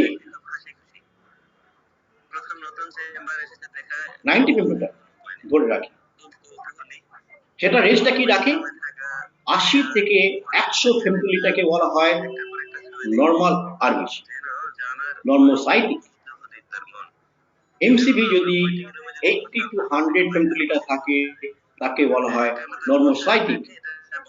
যদি 80 এর চেয়ে কম থাকে অর্থাৎ সাইজ ছোট, তখন সেটা বলবো আমরা মাইক্রোসাইটিক। মাইক্রো মিনস ছোট, তাকে বলবো মাইক্রোসাইটিক। আর যখন 100 ফেমটোলিটার চেয়ে বেশি থাকে তখন সেটাকে বলবো ম্যাক্রোসাইটিক। আমরা একটু এগোনোর চেষ্টা করি আমরা কিভাবে করছি, একটু যদি এগোই দেখা যাক। আমরা size of the volume of the cell is normal, MCV equal to 90 milliliter, so it is normocytic. And amount of hemoglobin in one RBC is 20, so it is 22% MCHC. MCH 20 picogram, MCH 20 picogram। এটা পরেরটায় চলে গেছে, sorry আগেরটাই jump করে গেছি। আমার normal ইয়েতে কি হচ্ছে femtolitre 90 femtolitre, so it is normocytic. All three values MCV, MCH, MCH all are normal.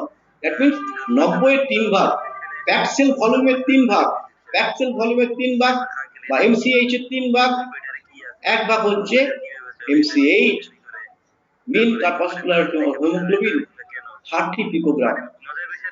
অর্থাৎ এটা কত পার্সেন্ট আছে, 33%। 33% মানে হচ্ছে এ নরমাল, 33% মানে হচ্ছে নরমাল।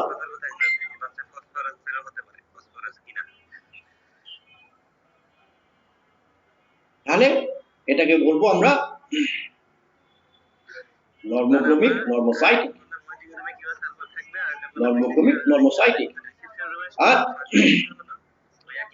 মাইক্রোসাইটিক কোনটাকে বলছি, যখন 80 এর চেয়ে নিচে, ধরা যাক এর এমসিভি 60 ফেমটোলিটার, এর এমসিভি 60 ফেমটোলিটার, যা তার প্যাক্সেল ভলিউম ছিল তাকে আরবিসি দিয়ে ভাগ করার ফলে যা কাউন্ট অফ আরবিসি যেটা দিয়ে ভাগ করার ফলে যেটা এসছে সেটা হচ্ছে আমার 60 ফেমটোলিটার। এই 60 ফেমটোলিটার যদি একটা কোন সেলের সাইজ হয়ে থাকে এবং তার মধ্যে যে হিমোগ্লোবিনটা আছে সেটা যদি 20 পিকোগ্রাম হয়ে থাকে, তাহলে কি হচ্ছে এর 20 পিকোগ্রাম মানে এর 1/3 আছে, তাহলে এর মধ্যে হিমোগ্লোবিন কিন্তু ঠিকই আছে। According to percentage 1/3% of the haemoglobin আছে। তাহলে এই মাইক্রোসাইটিক এই আমার এখানে নরমাল সাইজ নয়, তার চেয়ে ছোট, তাই এটাকে আমরা বলছি মাইক্রোসাইটিক। যেহেতু আমার এমসিভিটা 60 ফেমটোলিটার আছে তাহলে এটাকে বলছি মাইক্রোসাইটিক। আর যেহেতু এর ভেতরে যে হিমোগ্লোবিনটা আছে অ্যাকর্ডিং টু পার্সেন্টেজ কিন্তু সেটা 33 আছে, তাহলে এটা কিন্তু নর্মোক্রমিক। তাহলে এর কালারে কোনো চেঞ্জ হয়নি, যেটুকু সেল আছে তার মধ্যে কালারে কিন্তু 33% শেপ ফিল আপ করে রেখেছে, তাহলে এর কালার যখন চেঞ্জ হয়নি তাহলে এটা হচ্ছে নর্মোক্রমিক। সিমিলারলি আমরা যদি এই দিকে চলে আসি ম্যাক্রোসাইটিক, একটা সেলের ভলিউম মিন কার্পাসকুলার ভলিউম 120 ফেমটোলিটার হয়ে থাকে, মোর দেন 100 ফেমটোলিটার ইজ কল্ড মাইক্রোসাইটিক। বড় সাইজের হিমোগ্লোবিন, সাইজগুলো অনেক বড় হয়ে গেছে, সেটাকে বলছি আমরা মাইক্রোসাইটিক ভলিউম বা সরি মিন কার্পাসকুলার ভলিউম বা 120 ফেমটোলিটার, যেখানে আমরা ধরে নিয়েছি একটা একটা অ্যাজাম্পশন করে নিয়েছি আমরা ধরা অঙ্কের স্বার্থে। এর মধ্যে এমসিএইচ কত আছে? 40 পিকোগ্রাম। Very good. যদি 40 পিকোগ্রাম হয় তাহলে 1/3 ফিল আপ করেছে, 1/3 মানে 33%। তাহলে এর সাইজটা হচ্ছে কি? ম্যাক্রোসাইটিক। ম্যাক্রোসাইটিক বড় সাইজের ম্যাক্রোসাইটিক। আর যেহেতু কালারের কোনো চেঞ্জ হয় না, এর মধ্যে যে পরিমাণ এই সাইজের মধ্যে যে পরিমাণ হিমোগ্লোবিন থাকার কথা সেই পরিমাণ হিমোগ্লোবিন আছে। আমার নরমালি যেটা 90 এর সঙ্গে 30 থাকে, এখানে 120 এর সঙ্গে 40 আছে, অর্থাৎ 1/3 আছে। 1/3 মানে নরমাল যা ভলিউমের দরকার, এই ভলিউমের মধ্যে যতটা পরিমাণ হিমোগ্লোবিন দরকার ততটা হিমোগ্লোবিন আছে, অর্থাৎ 33% হিমোগ্লোবিন আছে। তো এটাকে বলছি আমরা ম্যাক্রোসাইটিক নর্মোক্রমিক। আমরা এবার একটু এগিয়ে যাই। এখানে সেই একই এমসিবি রেখেছি 90 ফেমটোলিটার, কিন্তু এর মধ্যে মিন কার্পাসকুলার হিমোগ্লোবিন অনেক কম, অর্থাৎ যে পরিমাণ হিমোগ্লোবিন এখানে থাকার দরকার তার চেয়ে অনেক কম আছে। কত আছে? 22% এমসিএইচসি। তাহলে এটা কি হচ্ছে? সাইজটা নরমাল আছে, নরমোসাইটিক সাইজ নরমাল আছে, কিন্তু যখন এ কমে যাচ্ছে তখন এটা কি হচ্ছে? হাইপো। হাইপো মানে কমে যাওয়া, হাইপোক্রমিক। কম, হাইপো মানে কম, হাইপার মানে বেশি, হাইপোক্রমিক। সিমিলার ম্যাক্রোসাইটিকের সাইজটা বড় কিন্তু হিমোগ্লোবিনটা কমে গেছে, 30 পিকোগ্রাম আছে, মানে 25% এমসিএইচসি, অর্থাৎ মিন কার্পাসকুলার হিমোগ্লোবিন কনসেন্ট্রেশন ফর 5%। তার মানে এটা হচ্ছে হাইপার। এর অনুযায়ী এটা হাইপোক্রমিক, হাইপার হয়নি, শুধু সাইজটা বড় হয়েছে সেলের, কিন্তু সেই সাইজে যতটা করে হিমোগ্লোবিন থাকার দরকার ততটা পরিমাণ হিমোগ্লোবিনের মধ্যে নেই, তাই এটাকে বলছি হাইপোক্রমিক, কমে গেছে, হাইপোক্রমিক। সিমিলারলি আমাদের মাইক্রোসাইটিকেও সেই একই জিনিস। যদি আমার সাইজটা ছোট হয়ে থাকে, এমসিবি যদি 60 ফেমটোলিটার হয়ে থাকে, আর তার মধ্যে যদি মিন কার্পাসকুলার হিমোগ্লোবিন যদি 15 পিকোগ্রাম হয়ে থাকে, অর্থাৎ সেখানেও 25% আমার যেটা থাকার দরকার আছে কম আছে, তাহলে এটাও হাইপোক্রমিক, মাইক্রোসাইটিক এন্ড হাইপোক্রমিক। এরপরে আসছি 60 ফেমটোলিটার, 90 ফেমটোলিটার, 120 ফেমটোলিটার। প্রথমে আমি নরমালটার মধ্যে চলে আসি। 90 ফেমটোলিটার মধ্যে এমসিএইচ মিন কার্পাস যদি আমার যা ভলিউম একটা আর বেশি, তার 1/3 থাকার কথা, বাট সেখানে 1/3 হিমোগ্লোবিন থাকার কথা, কিন্তু সেখানে আছে অনেক বেশি হিমোগ্লোবিন। কত আছে? 40 পিকোগ্রাম। যেখানে আমার 30 পিকোগ্রাম থাকার কথা সেখানে 40 পিকোগ্রাম আছে এমসিএইচ, তাহলে 44% হয়ে গেছে। তার মানে তাহলে এখানে কালারটা অনেক বেশি কালার ইনক্রিজ করছে, এখানে হাইপার হয়ে গেছে, তাই এটাকে আমরা বলি হাইপোক্রমিক। কিন্তু সাইজটা নরমাল আছে, 90 ফেমটোলিটার মধ্যে আছে, সাইজটা যেহেতু নরমালে আছে তাই এটাকে আমরা বলছি নরমোসাইটিক হাইপারক্রমিক। তাই অনেক সেলকে বলা হয় নরমোসাইটিক হাইপারক্রমিক। আবার এখানে কি হয়েছে? এখানে আমার MCV size of the cell or volume of the cell 120 ফেমটোলিটার, অনেক বড় সাইজ। ঠিক সিমিলারলি এখানে যে হিমোগ্লোবিন সেটাও কিন্তু অনেক বেশি আছে, অনেক বেশি, 1/3 কথা, অর্থাৎ এখানে আমরা বলবো এখানে কিন্তু অনেক বেশি হিমোগ্লোবিন আছে। রক্তকে পাতলা করতে হবে, এত রক্ত থাকলে যদি থাকে তাহলে কিন্তু যে কোনো সময় আমার রক্ত সঞ্চালনে অসুবিধা ঘটাবে। হার্ট সেখানে পাম্প করে পারবে না রক্তকে ঠেলে ফেলে দিয়ে পাঠাতে, তাকে ডাইলুট করতে হবে। এইভাবে আমাদেরকে যদি দেখি তখন এমসিএইচ যদি 60 অর্থাৎ 50%, মাই গড 50% এখানে এমসিএইচসি, কত মোটা হয়ে গেছে রক্তটা, সেলের ভলিউমটা কত বড় হয়ে গেছে, ম্যাক্রোসাইটিক আর হাইপারক্রমিক। যদি এই ধরনের কোনো পেশেন্ট আমরা দেখি তাহলে তো আমরা চিন্তা করতে তাকে কি করে আগে রক্তটাকে পাতলা করতে হবে। আমরা ক্যারেক্টারিস্টিক সিমটম, তার মায়োজেমেটিক সিমটম সব নিয়ে তাকে এমন মেডিসিন তাকে দিতে হবে যে মেডিসিনের সাবজেক্টিভ সিমটমের সাথে সাথে এই অবজেক্টিভ সিমটম, আমি জাস্ট এই কথাটা বলছি বিলাহি সাহেবকে মাথায় রেখে, বিলাহি সাহেব এর আগের দিনে ক্লাসে বলেছেন সাবজেক্টিভ সিম্পটমের সাথে সাথে অবজেক্টিভ সিম্পটমকেও আমাদের মাথায় রাখতে হবে, সেই অবজেক্টিভ সিম্পটমকেও আমাদেরকে ক্লিয়ার আউট করতে হবে। তাহলে আমাদেরকে এখানটা খুব ভালোভাবে বুঝতে হবে। যদি কোনো সাইজ আরবিসি বড় হয়ে গিয়ে থাকে, যদি কোনো হিমোগ্লোবিন কনসেন্ট্রেশন বেশি হয়ে থাকে, যদি কারো মনে হয় যে হিমোগ্লোবিন আমার তো 18 আছে, আমার হিমোগ্লোবিন 17 আছে, খুব ভালো আছে, নো, যে কোনো মুহূর্তে হার্ট অ্যাটাক হওয়ার সম্ভাবনা থাকবে, কারণ ব্লাড সেখানে সাপোর্ট করতে পারবে না, পেরিফেরিয়াল রেজিস্ট্যান্স তৈরি করবে। আর এবারে মাইক্রোসাইটোসিস বলা হয় যখন মাইক্রোসাইট যখন ছোট সাইজ হয়ে যায়, আমরা সেই একই রেখেছি মিন কার্পাসকুলার ভলিউম 60 ফেমটোলিটার। এই মিন কার্পাসকুলার এখানে রেখেছি এটা কিন্তু অরিজিনালি কি ছিল, যখন একটা সেল যখন তৈরি হয়েছে তখন কিন্তু অরিজিনালি সে একদম নরমাল ছিল, একদম নরমাল ছিল। আমার নরমাল কি থাকে 90 ফেমটোলিটার, তার 1/3 MCH 30 পিকোগ্রাম এন্ড 33%। এই সেলটা কিন্তু নরমাল ছিল যখন জন্ম হয়েছে, তখন নরমাল ছিল।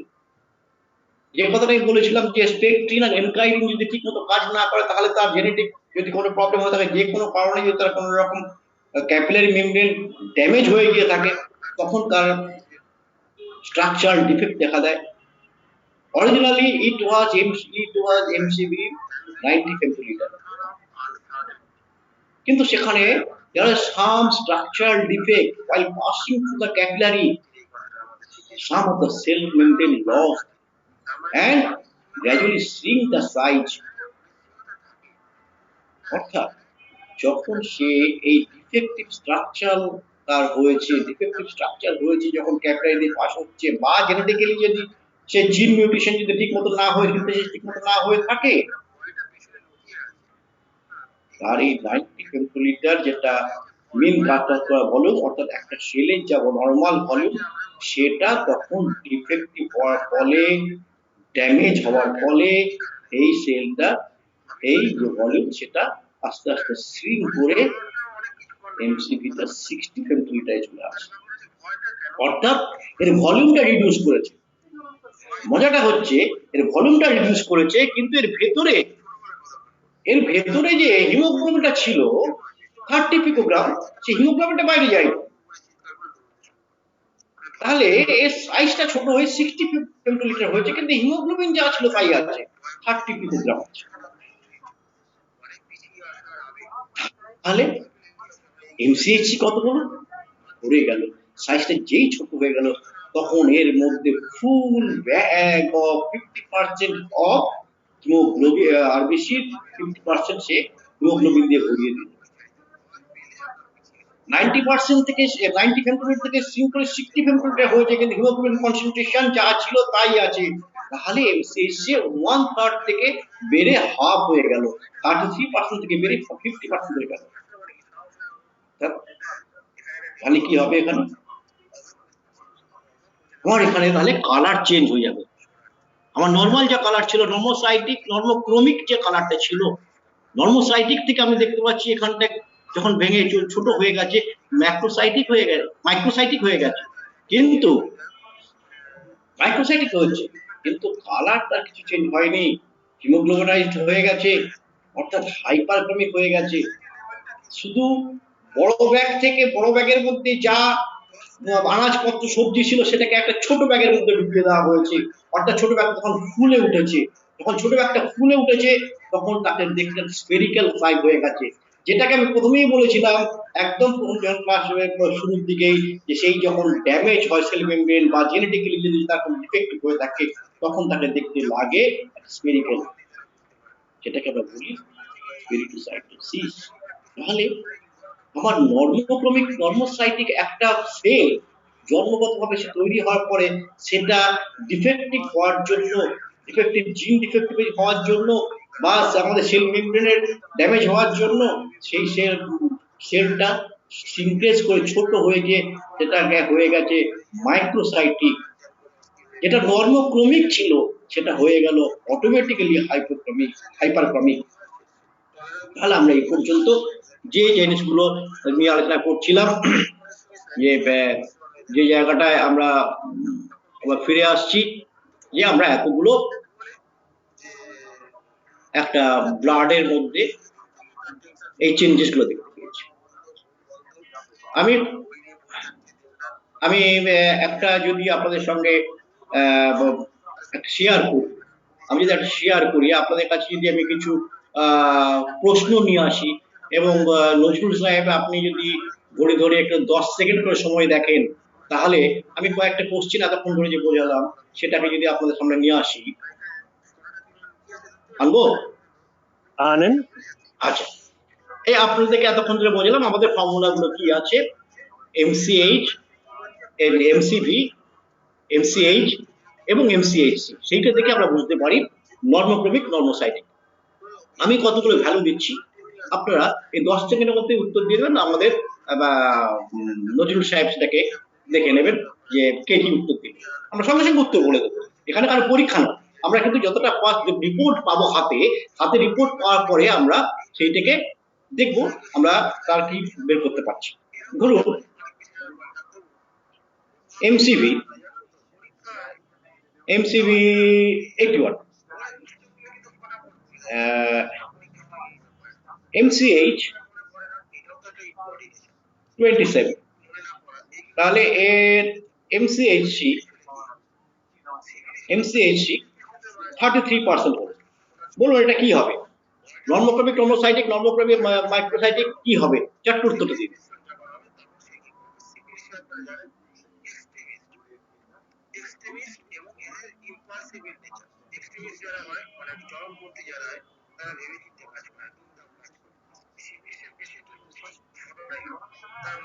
রজিক সাহেব আপনি টাইম দেখে, হ্যাঁ আমি দেখছি।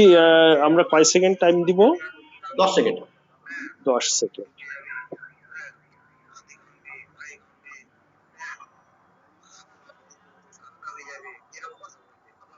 না, কোনো আনসার আসে নাই। আচ্ছা, তার মানে আপনারা এই থেকে একটু বিক্রি ধরতে পারেননি হয়তো। এনিহাউ, সম্ভবত। হ্যাঁ দেখুন একটা জিনিস বলে দিচ্ছি, আমাদের ইয়ে ছিল যে আমাদের নর্মোক্রমিক নর্মোসাইটিক আমরা বলেছিলাম 80 to 100 ফেমটোলিটার যদি হয় তাহলে সেটা হচ্ছে আমাদের নর্মোসাইটিক হবে, নর্মাল সাইজ। তাহলে আমার এখানে যে সাইজটা সেটা হচ্ছে 81, তার মানে এটা হচ্ছে নর্মোসাইটিক। আর আমি বলেছিলাম 33%, 1/3 যদি হয় তাহলে সেটা হবে নর্মাল, অর্থাৎ নর্মোক্রমিক।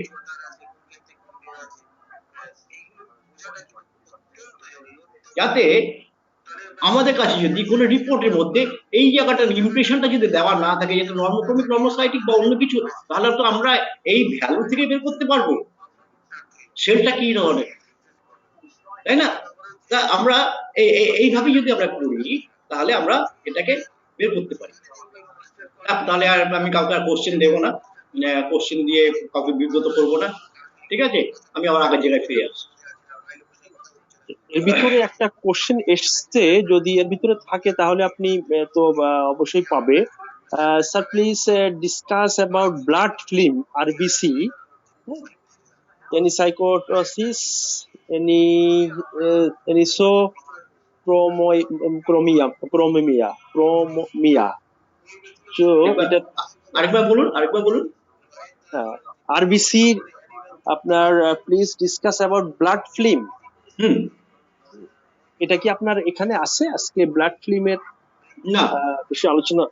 না, ঠিক আছে, আপনি তাহলে আগান। এটা তো আমি একটুখানি ইয়ে করি, ফিরে যাই, যে আমরা বলেছিলাম যে আমাদের যে কটা কনসেপ্ট নেওয়ার দরকার, যে নর্মোক্রমিক নর্মোসাইটিক, হাইপারক্রমিক হাইপারসাইটিক, মাইক্রোসাইটিক বা মাইক্রোক্রমিক বা মাইক্রোসাইটিক বা ম্যাক্রোসাইটিক, এই সাইজগুলো নিয়ে আমরা লিখব। আর তার সঙ্গে ছিল কি variation of size of RBC, red cell distribution width. Red cell distribution উইথটা কিছুই না, একটা সেলে মানে একটা মানুষের শরীরের মধ্যে তার কত রকম সাইজের আরবিসি আছে। নর্মালি যা আছে আমরা এতক্ষণ ধরে যেটা করলাম, নর্মাল সাইজের সাথে ম্যাক্রোসাইটিক আছে বা মাইক্রোসাইটিক আছে। তা একটা এক্সাম্পল দিয়ে আমি বলি, একটা মানুষ সে বিলংস করছে মাইক্রোসাইটিক আরবিসি নিয়ে মাইক্রোসাইটিক অর্থাৎ ছোট সাইজের আরবিসি নিয়ে। ছোট সাইজের আরবিসি কত? ছোট সাইজের আরবিসি হচ্ছে এখানে ধরে নিলাম 60 ফেমিলিটার। তাকে শরীরে যখন এত কম সাইজের ব্লাড তার একটা আরবিসি সাইজ আছে, ভলিউম আছে, তাকে কিছু ব্লাড ট্রান্সফিউশন করা হলো, তাকে কিছু ব্লাড দেওয়া হলো, এবং যে ব্লাডটা দেওয়া হলো সেটা নর্মাল ব্লাড দেওয়া হয়েছে, তাকে সেটা তো আর ছোট সাইজের আরবিসি ব্লাড দেওয়া হয়নি, নর্মাল ব্লাড দেওয়া হয়েছে। নর্মাল ব্লাড দেওয়া মানে হচ্ছে 90 ফেমিলিটার ব্লাড দেওয়া হয়েছে। তাহলে একটা যখন তার যে নর্মাল যে ব্লাড আছে 60 ফেমিলিটারে, তার যতটা পরিমাণ ব্লাড আছে তার থেকে কিছু আছে 60 চেয়ে কম, অল্প কিছু আছে 60 চেয়ে বেশি, বা তাকে যখন দেওয়া হলো 90 ফেমিলিটার, তাহলে সেই 90 ফেমিলিটারের মধ্যে কিছু আছে 60 দিকে, আবার কিছু আছে 90 থেকে বেশি। তাহলে আমার এই যে ডিস্টেন্সটা কি বাড়লো, ভ্যারিয়েশনটা কি হলো, 60 to 90, এই যে উইথ, এই উইথটাকে বলা হয় আর রেড সেল ডিস্ট্রিবিউশন উইথ, এটাকে বলা হয় অ্যানিসোসাইটোসিস। Defined size, variation of distribution of units and RBCs vary in size each other, means some are very low and some are very high. এই যে কিছু আছে খুব কম, কিছু আছে খুব বেশি, এটাকেও আমরা একটা মার্সির মধ্যে রাখি। নরমালি আর ডিডব্লিউ যে ভ্যালু সেটা হচ্ছে 11 to 14, 11 to 14। এই যে ভ্যারি করে, এই সাইজটাকে ভ্যারিটাকে বলা হয় অ্যানিসোসাইটোসিস। অ্যানিসোসাইটোসিসের মডার্ন টার্ম হচ্ছে রেড সেল ডিস্ট্রিবিউশন উইথ। আর যদি কোনো এই যে ভ্যারি করে, এই যে সাইজের ভ্যারি করে, সেটাকে বলা হয় অ্যানিসোসাইটোসিস। যেমন পাইকিলোসাইটোসিস কাকে বলা হয়, যেখানে আমাদের সেলের শেপটাই চেঞ্জ হয়ে গেছে, রেড ব্লাড সেলের শেপটাই চেঞ্জ হয়ে গেছে, তাকে বলা হয় পাইকিলোসাইটোসিস। অ্যানিসোসাইটোসিস এন্ড পাইকিলোসাইটোসিস, এই ধরনের আমরা অনেক রিপোর্টের মধ্যে দেখতে পাবো।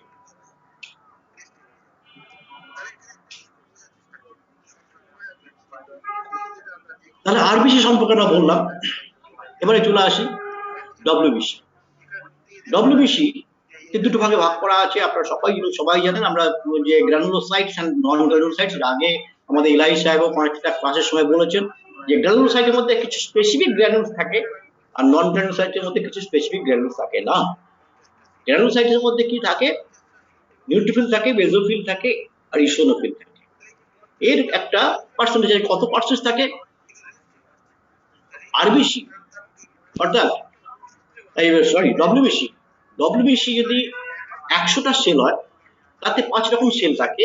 এই 5 রকম সেলের মধ্যে এই 5টা সেল থাকে, গ্রানুলোসাইট সেল 3টে, নন গ্রানুলোসাইট সেল 2টো। প্রত্যেকটা সেল সব মিলিয়ে হচ্ছে 100টা হোয়াইট ব্লাড সেল, অর্থাৎ 100%। 100%-এর মধ্যে 40 to 7% থাকে নিউট্রোফিল, বেসোফিল থাকে 0 to 2%, ইসোনোফিল থাকে 1 to 6%। আর নন গ্রানুলোসাইটের মধ্যে কি থাকে, মোনোসাইটস থাকে, মোনোসাইট 2 to 10%, আর লিম্ফোসাইট থাকে 15 to 40%। আপনারা দেখবেন যখন কোনো ব্লাড রিপোর্ট আসে, সেই রিপোর্টের মধ্যে এই সবগুলো যোগ করলে 100ই হচ্ছে, তার কম বেশি কোনো মতই হবে না। ওটা কম বেশি যাই থাক না কেন, এইটাই হবে। আমরা কি দেখি নিউট্রোফিলের মধ্যে, যদি ল্যাবরেটরিতে দেখে, যেটা আপনি বললেন ফিল্মের কথা, ফিল্মে যদি আমরা ডব্লিউবিসি ফিল্ম দেখি, আমি আরবিসি কোনো ফিল্ম তৈরি করিনি, আরবিসি ফিল্ম তৈরি করা থাকলে আপনাকে দেখাতে পারতাম, যেমনি আরবিসি যে সেলগুলো দেখালাম সেটা আমি দেখিয়ে দিয়েছি। নিউট্রোফিলের মধ্যে কি থাকে, অনেকগুলো নিউক্লিয়াস থাকে, অনেকগুলো নিউক্লিয়াস, মাল্টিপল, 2টো থাকতে পারে, 3টে থাকতে পারে, 4টে থাকতে পারে। আর কি থাকে, স্পেসিফিক যে গ্র্যানুলস, এতে কিছু ইসোনোফিলিক গ্র্যানুলস, অ্যাসিডিক গ্র্যানুলস থাকে, কিছু অ্যালকালাইন গ্র্যানুলস থাকে, বেস গ্র্যানুলস থাকে। এই জন্য লাল আর নীল দুটো দেখতে পাচ্ছি, এটা হচ্ছে নিউট্রোফিল। বেসোফিলের মধ্যে শুধুমাত্র অ্যালকালাইন থাকে, গ্র্যানুলস গুলো থাকে, এবং তার যে নিউক্লিয়াস তাতেও মাল্টিপল নিউক্লিয়াস থাকে, এবং তার দেখতে অনেকটা এস শেপের মতো। আর ইসোনোফিল সেখানে কিন্তু আপনার সবটাই হচ্ছে অ্যাসিডিক গ্র্যানুলস, সেখানে কোনো বেস গ্র্যানুল থাকে না। আর গ্র্যানুলোসাইট, নন গ্র্যানুলোসাইট যেখানে থাকে, সেখানে মোনোসাইটের মধ্যে সে দেখুন শুধুমাত্র ইয়ে থাকে, সেখানে কোন রকম স্পেসিফিক ড্যামেজ থাকে না। আর লিম্ফোসাইটের মধ্যে যেটা দেখতে পাচ্ছি এখানে একটা বড় নিউক্লিয়াস থাকে, খুব বড় নিউক্লিয়াস থাকে, হ্যাঁ, আর তার সাইটোপ্লাজমটা অনেক কম, সাইটোপ্লাজমটা অনেক কম থাকে। তো এই হচ্ছে ডব্লিউবিসি। এবারে ডব্লিউবিসি টোটাল ডব্লিউবিসি কত থাকে? নরমাল টোটাল ডব্লিউবিসি হচ্ছে 4000 থেকে 11000 কিউবিক মিলিলিটার। পার কিউবিক মিলিলিটারে 4000 থেকে 11000 ডব্লিউবিসি থাকে, যেটা হচ্ছে পার্সেন্টেজ আমরা দেখেছিলাম 0.07%। সেখানে আমরা যখন টেস্ট টিউবের মধ্যে দেখেছিলাম সেখানে দেখিয়ে দেওয়া হয়েছিল 45% হচ্ছে আরপিসি, 0.7% হচ্ছে ডব্লিউবিসি। এই ডব্লিউবিসি টোটাল সংখ্যা আসতে পারে 1 ml এর মধ্যে, কিউবিক ml এর মধ্যে 4000 থেকে 11000। যদি 4000 এর নিচে ডব্লিউবিসি রেঞ্জ নেমে যায় তখন যে অসুখটা হয় তাকে বলা হয় লিউকোপেনিয়া। ডব্লিউবিসি যদি 4000 এর চেয়ে কমে যায় তখন তাকে বলা হয় লিউকোপেনিয়া। আর যখন ডব্লিউবিসি 11000 এর চেয়ে বেশি হয়ে যায় তখন বাড়তে থাকে, তখন তাকে বলা হয় লিউকোসাইটোসিস। ডিফারেন্ট লিউকোসাইটোসিস মানে আমি যেটা বললাম একে 100টা যদি ডব্লিউবিসি থাকে তার মধ্যে এই পার্সেন্টেজ ওয়াইজ তার এই 5 রকমের সেল থাকে, নিউট্রোফিল, ইসোনোফিল, বেসোফিল, মেলোসাইট আর হচ্ছে লিম্ফোসাইট। এই লিউকোপেনিয়াতে কি কি রোগ হতে পারে? অ্যাপ্লাস্টিক অ্যানিমিয়া হতে পারে, অটোইমিউন ডিজিজ হতে পারে, ক্যান্সার হতে পারে বা বোন ম্যারো ডিজিজ হতে পারে। আফটার ক্যান্সার ট্রিটমেন্ট তাতেও লিউকোপেনিয়া হতে পারে, সিভিয়ার ইনফেকশন হতে পারে, ভিটামিন বা মিনারেলের ডেফিসিয়েন্সি হলে সেটা থেকেও হতে পারে। অ্যাপ্লাস্টিক অ্যানিমিয়া কোনটাকে বলছি আমরা? যেখানে বোন ম্যারো নতুন ব্লাড সেল প্রডিউস করতে অক্ষম। আর লুপাস রিউমেটিক আর্থ্রাইটিস যেগুলো হয় সেক্ষেত্রে কিন্তু অটোইমিউন ডিজিজ, এটা এক্ষেত্রে আমরা দেখি ডব্লিউবিসি লেভেলটা কমে যাচ্ছে। ডব্লিউবিসির বিভিন্ন একটা পার্সেন্টেজ কমতে পারে। ক্যান্সার বা বোন ম্যারোতে যদি কোনো অসুখ হয় তার জন্য লিউকোপেনিয়া হতে পারে, বা ক্যান্সারের ট্রিটমেন্ট হয়েছে এবং তাকে কেমোথেরাপি বা রেডিওথেরাপি দেওয়া হয়েছে, তাকে রে দেওয়া হয়েছে, তার ফলে অনেক সেল ড্যামেজ হয়েছে, সেল ড্যামেজ হওয়াতে বোন ম্যারোর উপর তার এফেক্ট হচ্ছে, তার ফলে তার কিন্তু এখানে ডব্লিউবিসি সংখ্যা অনেক সিভিয়ার ইনফেকশন হয়েছে, সেখানে হতে পারে। ভিটামিন বা মিনারেলসের ডেফিসিয়েন্সি বা জিঙ্ক, ভিটামিন বি12 বা অন্য কোনো কারণেও আমাদের আরো অনেক কারণ আছে। সব কারণ আমাদের ইটিওলজি আমাদের সব জানা নেই, এটা আমাদের চিকিৎসা শাস্ত্রের মধ্যেই পাওয়া যায় না। সব কারণ আমরা পেয়েছি, কিছু কারণ আমরা দিয়েছি, এছাড়াও আরো অনেক কারণ আছে।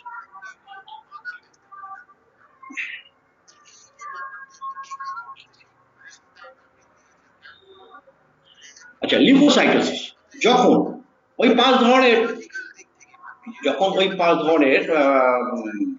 ইয়ে কি বলে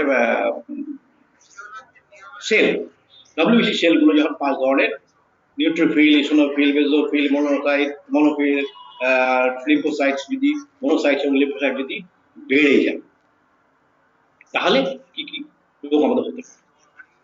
নিউট্রোফিল যদি বেড়ে যায় তাকে বলা হয় নিউট্রোফিলিয়া। যখন নিউট্রোফিলের নর্মাল রেঞ্জের থেকে বেশি হয়ে যায়, নর্মাল রেঞ্জ 40 to 70, যদি 40 to 70% বেশি হয়ে যায় তখন সেখানে যে সমস্ত রোগগুলো কারণে হতে পারে সেই জন্য এটা বাড়তে পারে। সেটা হচ্ছে অ্যাকিউট ইনফ্লামেশন।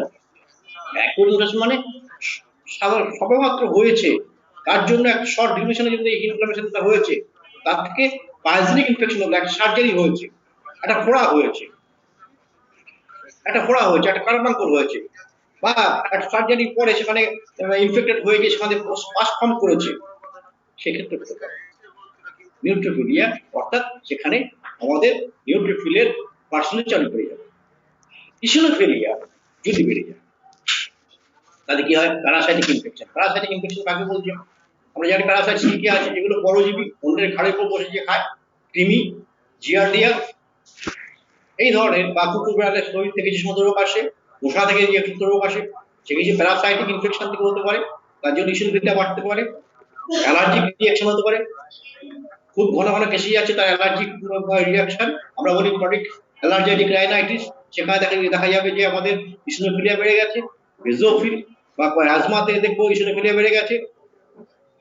নিউপ্লেশিয়া, এটাও এক ধরনের আমাদের ক্যান্সারই বলতে পারেন। কোলাজেন ভাস্কুলার ডিজিজ বা অটোইমিউন ডিজিজ, এগুলো ভাস্কুলার ডিজিজে। বেজোফিলিয়া, যখন বেড়ে যায়, সাধারণত দেখা যায় না, বেজোফিল খুব সাংঘাতিক অবস্থা পাওয়া যায় না। হাইপার সেন্সিটিভ অ্যালার্জিক রিয়াকশন যদি হয়ে থাকে, লিউকেমিয়া অর্থাৎ ব্লাড ক্যান্সার হয়ে থাকে, স্পেশাল টাইপের এনিমিয়া, এগুলোকে একসঙ্গে আমরা বলি TAIL, কি thalassaemia, anaemia of chronic disease, কোনো একটা ক্রনিক ডিজিজ হওয়ার পরে এনিমিয়া হয়েছে, iron deficiency anaemia, lead poisoning anaemia. যদি এই ধরনের স্পেশাল টাইপের কিছু এনিমিয়া হয়ে থাকে, তার জন্য বেজোফিল কিন্তু অনেক বেড়ে যেতে পারে। আর কি মনোসাইটস যদি বেড়ে যায়, তাকে বলা মনোসাইটোসিস। যখন মনোসাইটস নর্মাল রেঞ্জ 10 পর্যন্ত, 2 to 10, সেটা যদি বেড়ে যায় তাহলে বুঝতে হবে কোনো একটা ক্রনিক ইনফেকশন, টিউবারকুলোসিস, যক্ষ্মা হয়েছে, দীর্ঘদিন ধরে চলছে। এই ক্রনিক ইনফেকশন যদি হয় তাহলে সেখানে এটা করতে পারে। আমাদের যদি লিম্ফোসাইট যদি বেড়ে গিয়ে থাকে, লিম্ফোসাইট যদি 40-এর উপরে থাকে, ভাইরাল ইনফেকশন থেকে হতে পারে, ক্রনিক ইনফেকশন হতে পারে, সেম অ্যাজ লিউকেমিয়ার জন্য হতে পারে। এছাড়াও আরো অনেক কারণ থাকে যার ফলে আমাদের ডব্লিউবিসি লেভেল বাড়তে পারে। তাহলে আমরা ডব্লিউবিসি এবং আরবিসি দুটোই জানলাম, বাকি রইল আমাদের প্ল্যাটিলেট। আমাদের যে 3টে সেলের মধ্যে প্ল্যাটিলেট খুব ছোট্ট, খুব ছোট্ট, এই যে এক ধরনের স্পেশাল টাইপের এক ধরনের ছোট্ট ডিস্ক, একটা ছোট্ট 1 to 4 মাইক্রোমিটার, খুব ছোট্ট। এটাও সেই বোন ম্যারোতেই তৈরি হয়। এর নর্মাল রেঞ্জ হচ্ছে 1,50,000 থেকে 3 লাখ পর্যন্ত প্ল্যাটলেটস কাউন্ট, 1.5 লাখ থেকে 3 লাখ পর্যন্ত মাইক্রোলিটার। এই বিভিন্ন রকম ফাংশন আছে, যদিও এর মধ্যে কোনো নিউক্লিয়াস থাকে না বা এরা রিপ্রোডাক্ট করতে পারে না। এর বিভিন্ন ফাংশন আছে, তার মধ্যে একটা বড় ফাংশন হচ্ছে, যদি কোনো জায়গায় কোনো হেমারেজ হয়, কোনো জায়গায় কোনো কেটে যায়, শরীরে কোনো একটা অংশ কেটে গেল, বা কোনো আমরা যে চুলকোতে গিয়ে কোনো একটা সেল, একটা সেল সেখানে র্যাপচার হয়ে গেল, সেখান থেকে রক্ত বেরোতে শুরু করলো, তখন কি করে? তখন সেখানে অটোমেটিক্যালি প্ল্যাটিলেট গুলো দৌড়ে চলে আসে, ওইখানটা এসে সে ওখানে এই ওপেনিং এর জায়গায় একটা সিল তৈরি করে দেয়, সেটাকে বলা হয় প্ল্যাটিলেট প্লাগ। সে প্লাগিং করে দেয়, যেখান থেকে লিক হচ্ছিল সেখানে প্লাগিং করে দেয়। যার জন্য আমরা সারাদিন যে এত চুলকাই, সারা কারো হয়তো শরীরে চুলকাচ্ছে, চুলকুনের পরে সেখান থেকে রক্ত বেরোতে আবার বন্ধ হয়ে গেল। তাহলে আমাদের সারা শরীরে সারাক্ষণ আমাদের একটু ছোট্ট কাটা ফুটে রক্ত বেরোলো, কিন্তু তারপরে বন্ধ হয়ে গেল, তার জন্য ওষুধও লাগাই না। কিন্তু এইটা হচ্ছে প্ল্যাটিলেটের কাজ। যখনই কোনো জায়গা দিয়ে এরকম ব্লিডিং হচ্ছে, কোনো একটা ভেসেল যখন সেখানে ইনজিওর হচ্ছে, যখন কোনো একটা ভেসেল সেখানে ইনজিওর হচ্ছে, তখন সঙ্গে সঙ্গে প্ল্যাটলেট প্লাগ ফর্ম করে সেখানটা এসে প্লাগিং করে দিচ্ছে। যদি সেইটা যদি একটু বড় আকারে হয়, তখন কি হয়?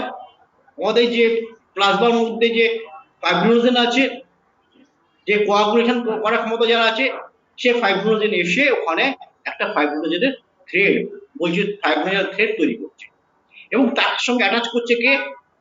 আমাদের প্ল্যাটিলেট।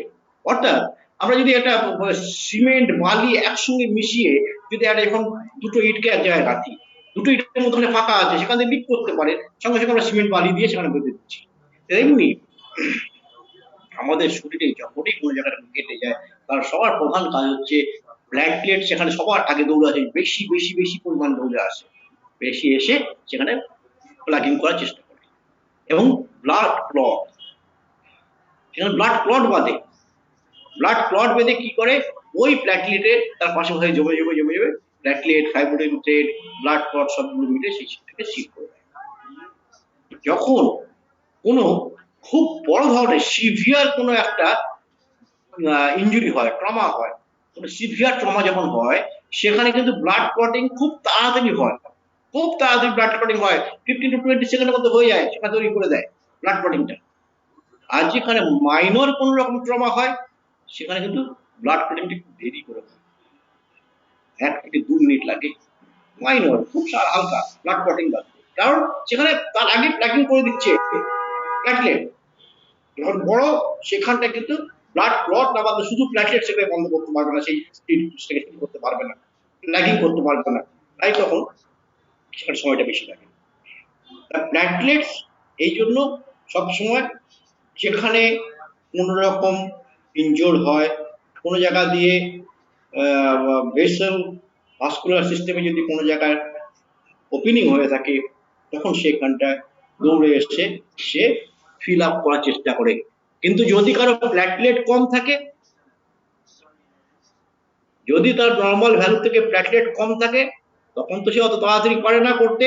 তখন যে রোগটা হয় তাকে বলা হয় ব্লিডিং হয়ে চলেছে, ব্লিডিং হয়ে চলেছে, ব্লিডিংটা বন্ধই হচ্ছে না, চেষ্টা করছে তাও বন্ধ হচ্ছে না, তাকে বলা হয় থ্রম্বোসাইটোপেনিয়া। নর্মাল ব্লিডিং টাইম কত? নর্মাল ব্লিডিং টাইম হচ্ছে 11 to 6 মিনিট, আর clotting time 6 to 10 minute. Sorry, time হচ্ছে আপনার 1 to 6 মিনিটস, এন্ড এটা হচ্ছে 6 to 10 মিনিটস। সবকিছু বললাম, আর একটা জিনিস আপনাকে বলা হয়নি, যেটা নিয়ে আমরা এতক্ষণ ধরে কোনো আলোচনাই করি, সরি, যেটা নিয়ে কোনো আলোচনা করি। এই রিপোর্টের মধ্যে আমরা দেখি, ব্লাড রিপোর্টের মধ্যে আরেকটা থাকে ইরিথ্রোসাইট সেডিমেন্টেশন রেট, ইরিথ্রোসাইট সেডিমেন্টেশন রেট বা ইএসআর। এই ইএসআর এটা হচ্ছে কি কতটা তাড়াতাড়ি সেডিমেন্টেশন হলো আরবিসি, এইটাকে টেস্ট করা।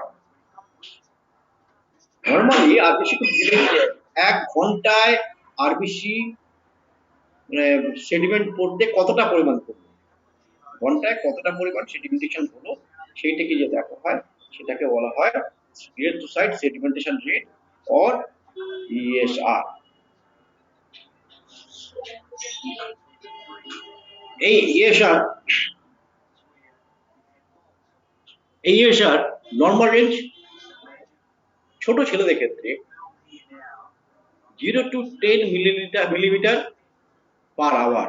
1 ঘন্টা যদি সেই ব্লাডটাকে রেখে দেওয়া হয়, তাহলে 0 থেকে 10 মিলিমিটার পর্যন্ত তার সেডিমেন্টেশন হতে পারে। এটা হচ্ছে নর্মাল। কারো যদি 8 হয় সেটাও নর্মাল, কারো যদি 9 হয় সেটা নর্মাল, কারো যদি 10 এর চেয়ে বেশি হয় তখন সেটা অ্যাবনর্মাল। যদি কোনো পুরুষের বিলো 50 ইয়ার্স এজ, তার ইএসআর লেভেল কত থাকে? 0 to 15 মিলিমিটার পার আওয়ার। আর অ্যাবাভ 50 ইয়ার্স, 50 বছরের বেশি বয়স হলে সেখানে 20 মিলিমিটার পার আওয়ার। আর মহিলাদের ক্ষেত্রে 20 millimetre per hour, below 50, above 50, তাদের আপ টু 30 মিলিমিটার। এই ইএসআর টেস্ট করে কি হয়? এই ইএসআর টেস্ট করে আমরা কিছু কিছু স্পেসিফিক ডায়াগনোসিস করতে পারি, ডিজিজ কন্ডিশন আমি জানতে পারি যে ইএসআর হাই হয়ে গেছে, ইএসআর লো হয়ে গেছে, আমরা কিছু কিছু ডিজিজ কন্ডিশন জানতে পারি। তাহলে কি কি ডিজিজ জানতে পারি? যদি হাই হয়ে থাকে, যদি ইএসআর লেভেল হাই হয়ে থাকে, তাহলে বুঝতে পারি শরীরে কোনো জায়গায় কোনো একটা ইনফ্লামেটরি কন্ডিশন তৈরি হচ্ছে, ইনফ্লামেশন হচ্ছে, ইনফেকশন হচ্ছে। যেখানে ইনফেকশন হচ্ছে সেখানে একটা ইনফ্লামেশন হয়। রিউমেটিক আর্থ্রাইটিস, হাঁটু ব্যথা, rheumatic fever, vascular disease, inflammatory bowel disease, heart disease, kidney disease, certain cancer, এই সমস্ত জায়গায় ইনফ্লামেশন হয়, সোয়েলিং হয়, পেইন হয়, ব্যথা হয়, লাল হয়ে যায়, রেডনেস হয়। এই যে ইনফ্লামেটরি কন্ডিশনগুলো কখন হয়? যখন ইএসআর হাই হয়ে যায়। আর যখন ইএসআর লো হয়ে যায় তখন কিন্তু ব্লাড ডিসঅর্ডার খারাপ হয়। যদি কোনো ব্লাড ডিসঅর্ডার হয়, তাহলে রক্তের যদি কোন রকম অসুখ ধরা পড়ে, সেটাকে ইন্ডিকেট করে ইএসআর, যে তোমার মধ্যে শরীরে যে রক্ত আছে তার মধ্যে কোন রকম কিছু অসুবিধা দেখা দিয়েছে। তার মধ্যে কিছু কিছু পড়ে কি polycythaemia, sickle cell anaemia, leucocytosis. এই রোগগুলো কিন্তু মানুষের জীবনদায়ী অসুখ হিসেবে সব দাঁড়িয়ে পড়ে।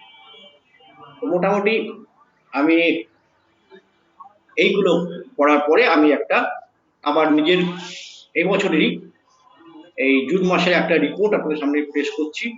দেখুন এইখানটায় যে রিপোর্টটা, হিমোগ্লোবিন লেভেল 6 গ্রাম পার ডেসিলিটার।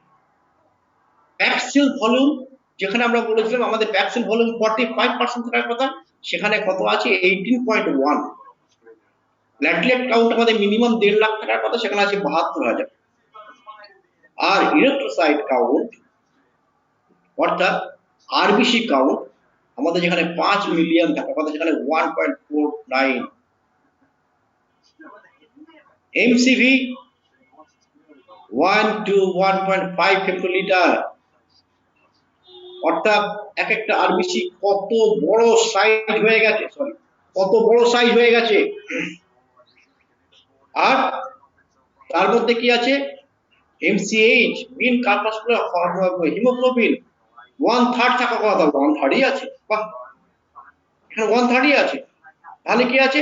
যে পরিমাণ হিমোগ্লোবিন থাকার কথা আরবিসির মধ্যে ততটাই আছে, কিন্তু আরবিসি অনেক সাইজ বড়। আর এখানে আরবিসি সাইজ বড় হলেও তার যে হিমোগ্লোবিন থাকা কথা সেটি সমানে আছে। তাহলে এটা কি হচ্ছে? ম্যাক্রোসাইটিক নর্মোক্রমিক। বের করে ফেললাম। এবং এখানে এই যে বড় সাইজ আছে, তাহলে বড় সাইজের সঙ্গে আমরা একটা জিনিস কি দেখলাম? অনেক বড় সাইজের আমরা একটা ম্যাক্রোসাইটিক পেলাম, এত বড় সাইজ। আর আরডিডব্লিউ দেখাচ্ছে এখানে 26.3, মানে এও দেখাচ্ছে অনেক বড় সাইজের। লিউকোসাইট সেখানে দেখাচ্ছে মাত্র 2800, যেখানে 4000 2800 লিউকোসাইটসে পড়ে গেছে। এইবারে এই যদি আমার কাছে ব্লাড রিপোর্ট আসে, আমি তাকে কি করব? ট্রিটমেন্ট করবো না করবো? প্রশ্নটা এখানে। এটা খুব ভালো করে দেখুন, আমি কি একে ট্রিটমেন্ট করবো না করবো না? আমি কিন্তু একে ট্রিটমেন্ট করিনি, জানি না আমাদের কারো এইরকম অ্যাডভাইস দেবে কিনা।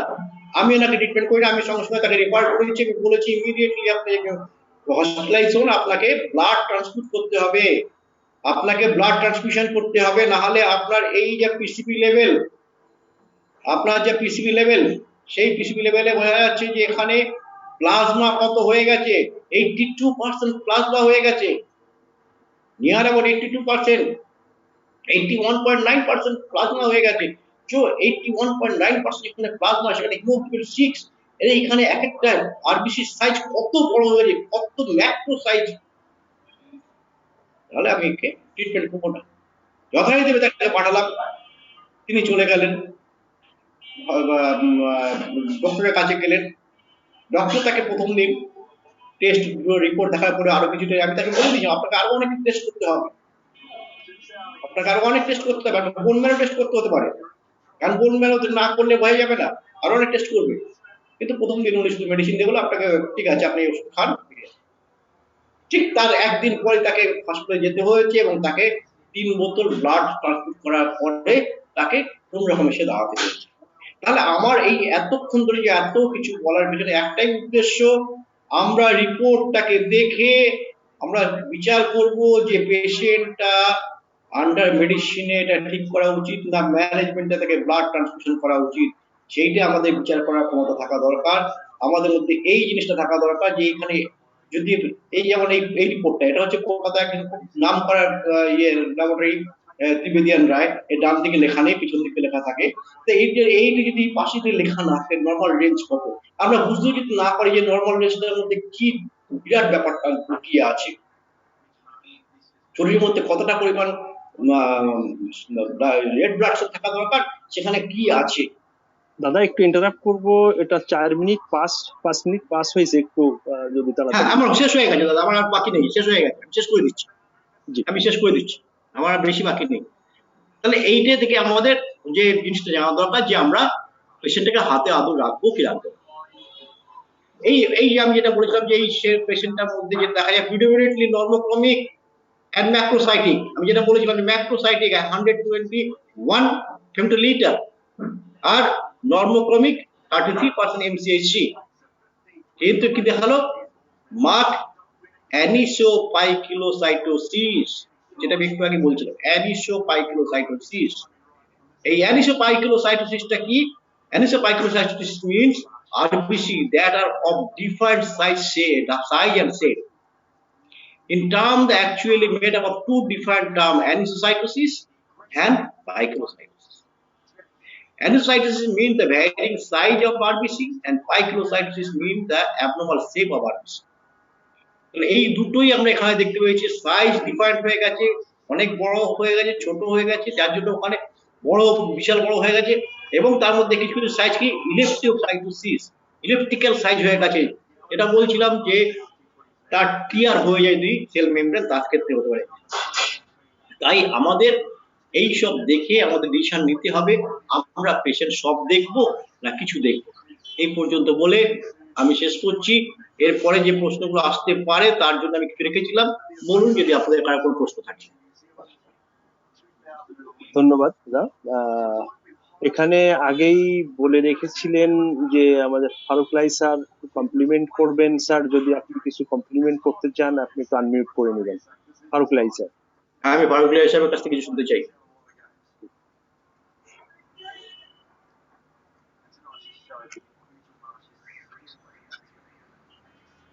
আসসালামু আলাইকুম। ওয়ালাইকুম আসসালাম। আদাব। আমি খুব ভালো লাগতেছে, আমি লাকিলি আজকে তাড়াতাড়ি চেম্বার থেকে আসতে পেরেছি, বিদায় তোরা লেকচারটা আমি শুনতে পেরেছি। রিয়েলি আমার খুব ভালো লেগেছে এটা বলতে চাই যে আমরা হোমিওপ্যাথিক চিকিৎসকদের মেডিকেল ব্যাকগ্রাউন্ড কিছু থাকতেই হয়, কতটুকু থাকবে সেটা বিবেচ্য ব্যাপার। এখন কথা হচ্ছে ধরেন এলোপ্যাথিতে 5 বছরে ওরা 10টা সাবজেক্ট পড়ে, হোমিওপ্যাথিতে আমরা এলোপ্যাথির শুধু ফার্মাকোলজি ছাড়া বাকি 9টা সাবজেক্টই পড়ি, প্লাস হোমিওপ্যাথির যে নিজস্ব সাবজেক্ট যেগুলো আছে এগুলো পড়তে হয় আমাদের, এবং একই সময়ের মধ্যে বিশাল ম্যাথমেটিকা, অর্গানো, ফিলোসফি, ক্রনিক ডিজিজ, রেপার্টরির মতো বিশাল জিনিস পড়তে হয় এলোপ্যাথির পুরাটা সহ। এই জন্য এটা একটা ব্যাপার যে আমি অ্যানাটমিটা কি আমি এলোপ্যাথিক এমবিবিএস যারা যতটুকু শিখে অতটুকু শিখতে পারবো কিনা বা শিখে আমার দরকার আছে কিনা, কারণ আমাকে কিন্তু অনেকগুলো সাবজেক্ট এক্সট্রা পড়তে হচ্ছে হোমিওপ্যাথিক সাবজেক্ট। প্যাথোলজিটা অতটুকুই পড়বো কিনা, ফিজিওলজিটা অতটুকুই পড়বো কিনা, গাইনি অফ সার্জারি। তো এই জন্য আমাদের দেশে যে সিলেবাস করে, আমি 1982 থেকে 85 পর্যন্ত বাংলাদেশ হোমিওপ্যাথিক বোর্ড একটা সিলেবাস কমিটি করেছিল 1965 এর সিলেবাসটাকে রিভারভিশ করার জন্য। আমি ওটা মেম্বার ছিলাম, 6 জনের একজন। তো এখনকার যে যারা ডিএসএমএস করেন এই সিলেবাসের বেশিরভাগই আমার করা, মানে এই কমিটির মাধ্যমে করেছিলাম, তারা আমাকে দায়িত্ব দিয়েছিলেন মেডিকেল সাবজেক্টগুলো করার জন্য। তখন আমরা একটা ডিসিশন নিয়েছিলাম যে আমাদের উদ্দেশ্য হলো হোমিওপ্যাথিক ডাক্তার যিনি ডিপ্লোমা লেভেলের, বলছি ডিপ্লোমা লেভেলের, তিনি হোমিওপ্যাথিক সাবজেক্টগুলো বেশি শিখবেন এবং এর অ্যাডজুভেন্ট হিসাবে anatomy, physiology, pathology, gynae of surgery, jurisprudence এগুলো শিখবেন। কাজে আমরা আমাদের ফোকাসটা ছিল হোমিওপ্যাথিক সাবজেক্টের উপর, এবং আপনারা যারা দিয়েছেন সার্টিফিকেট সিলেবাসটা আছে তারা দেখতে পারবেন এখানে একটা খুব সুন্দর ব্যালেন্স করে আমরা দিয়েছিলাম। এখন ওনার যে ক্লাসটা আমার খুব ভালো লেগেছে, আমি মনে করি যে বিএইচএমএস লেভেলের একটা খুব স্ট্যান্ডার্ড ক্লাস উনি নিয়েছেন এই সাবজেক্টে। এটা বিএইচএমএস যারা ছাত্র যদি কেউ থাকেন বা ডাক্তার থাকেন তারা এভালুয়েট করতে পারবেন তারা এগুলো পড়ে বের হয়েছেন কিনা, যদি না পড়ে বের হয়ে থাকেন তাহলে তাদের ঘাটতি আছে। এটা স্ট্যান্ডার্ড ক্লাস। তবে ডিপ্লোমাদের জন্য আমার মতে এতটুকু ওরা বুঝতে হয়তো অনেকে পারবেন না, আর অতটুকু বোঝার দরকার নেই, অতটুকু দরকার নেই, আর একটু কম হলে চলবে। কারণ আমরা এদেরকে বেসিকটা জানতে বেশি আগ্রহী, যে দেখা গেল যে তাদের বেসিকই অনেকের জানা থাকে না। তো এই জন্য এটা বিএইচএমএস লেভেলের জন্য খুবই চমৎকার একটা ক্লাস, কিন্তু ডিএইচএমএস এর জন্য লিটল বিট রিচ ক্লাস হয়ে গেছে আমার মতে।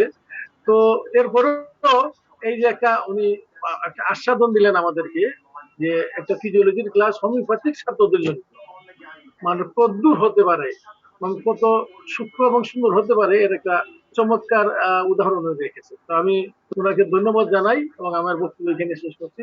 আসসালামু আলাইকুম। ধন্যবাদ স্যার। আমি আপনার কমেন্ট শোনার জন্য, আপনার কাছ থেকে কিছু শুভেচ্ছা বাণী শোনার জন্য ওয়েট করছিলাম, এবং আমার কাছে যেটা যে এর আগের দিন যখন আপনি ক্লাস করাচ্ছিলেন তখন সেদিন আপনি বলেছিলেন যে জিএফআর জিএফআর টা যদি আমরা যদি না জানি, তাহলে একটা পেশেন্টের কত বড় ক্ষতি হতে পারে সেটা আমাদের ধারণা নেই। ঠিক সাইমultaneously আলাউদ্দিন স্যারের যে ক্লাস করিয়েছেন সেদিনকেও যখন বলেছেন যে কেন্টের একখানা বক্তব্য তিনি কোট করে একদম স্লাইডিং এ দেখিয়েছিলেন যে আমাদের ইন্টারনাল যে ডিরেঞ্জমেন্ট গুলো হয় তার এক্সটার্নাল ম্যানিফেস্টেশন আমরা দেখতে পাই, তার লক্ষণের মাধ্যমে দেখতে পাই। ঠিক সিমিলারলি আপনি একটা যেমন বলেছিলেন যে সাবজেক্টিভ সিমটমের সাথে সাথে অবজেক্টিভ সিমটমকে আমাদের কিওর করতে হবে, তবে গিয়ে আমরা কিওর করতে পারবো। যখন অবজেক্টিভ সিমটম গুলো রিমুভ হয়ে যাবে তখনই ভাববো যে এটা কিওর হয়েছে। ধন্যবাদ স্যার। ধন্যবাদ স্যার। আমাদের 11 মিনিট আমরা পাস করেছি। তো আমরা এর ভিতরে কয়েকটা প্রশ্ন এসেছে, যেমন শীতকাল চলে আসছে, এই ক্লাসটা একটু আগানো যায় কিনা, এটা আমাদের যে কমিটি আছে কমিটিতে আমরা কথা বলে এটা আপনাদেরকে জানাবো। আগামী বুধবার আমাদের ক্লাস মেডিকেল ক্লাস। আপনারা জানেন যে একটা ফারুকলাই স্যার যে 4টা ক্লাস আগে করেছেন, এটার এসেন্সটা চলছে, একটা বাকি আছে সরিনাম। এটা দেওয়ার পরে আপনার আমাদের সিপিলিনাম শুরু হবে। এটা আপনারা আগামী বুধবার এই ক্লাসটা পাবেন। এর পরের 2 সপ্তাহ পরে আমাদের 28 নভেম্বর সম্ভবত, বা 18 নভেম্বর আমাদের LM খান ইন্ডিয়া উনি একটা ক্লাস দিবেন। আমরা জানিয়ে দেব সময় মতো। আর আমাদের ধারাবাহিক চলে থাকবেন, অনেক দেখা যাচ্ছে সুনামধন্য বা চিকিৎসক তারা ক্লাস নিবেন, আস্তে আস্তে এখানে সম্পৃক্ত হবেন। তো আমরা আপনাদেরকে আমাদের সঙ্গে কন্টিনিউ করার জন্য, ক্লাস চালিয়ে যাওয়ার জন্য এবং আমাদের সাথে থাকবেন এই আশাবাদ ব্যক্ত করে আগামী ক্লাসের আমন্ত্রণ জানিয়ে আমাদের ক্লাস এখানে শেষ করছি। সবাই সুস্থ থাকবেন, ভালো থাকবেন। আসসালামু আলাইকুম রহমতুল্লাহ। সঞ্জয়। শুভরাত্রি।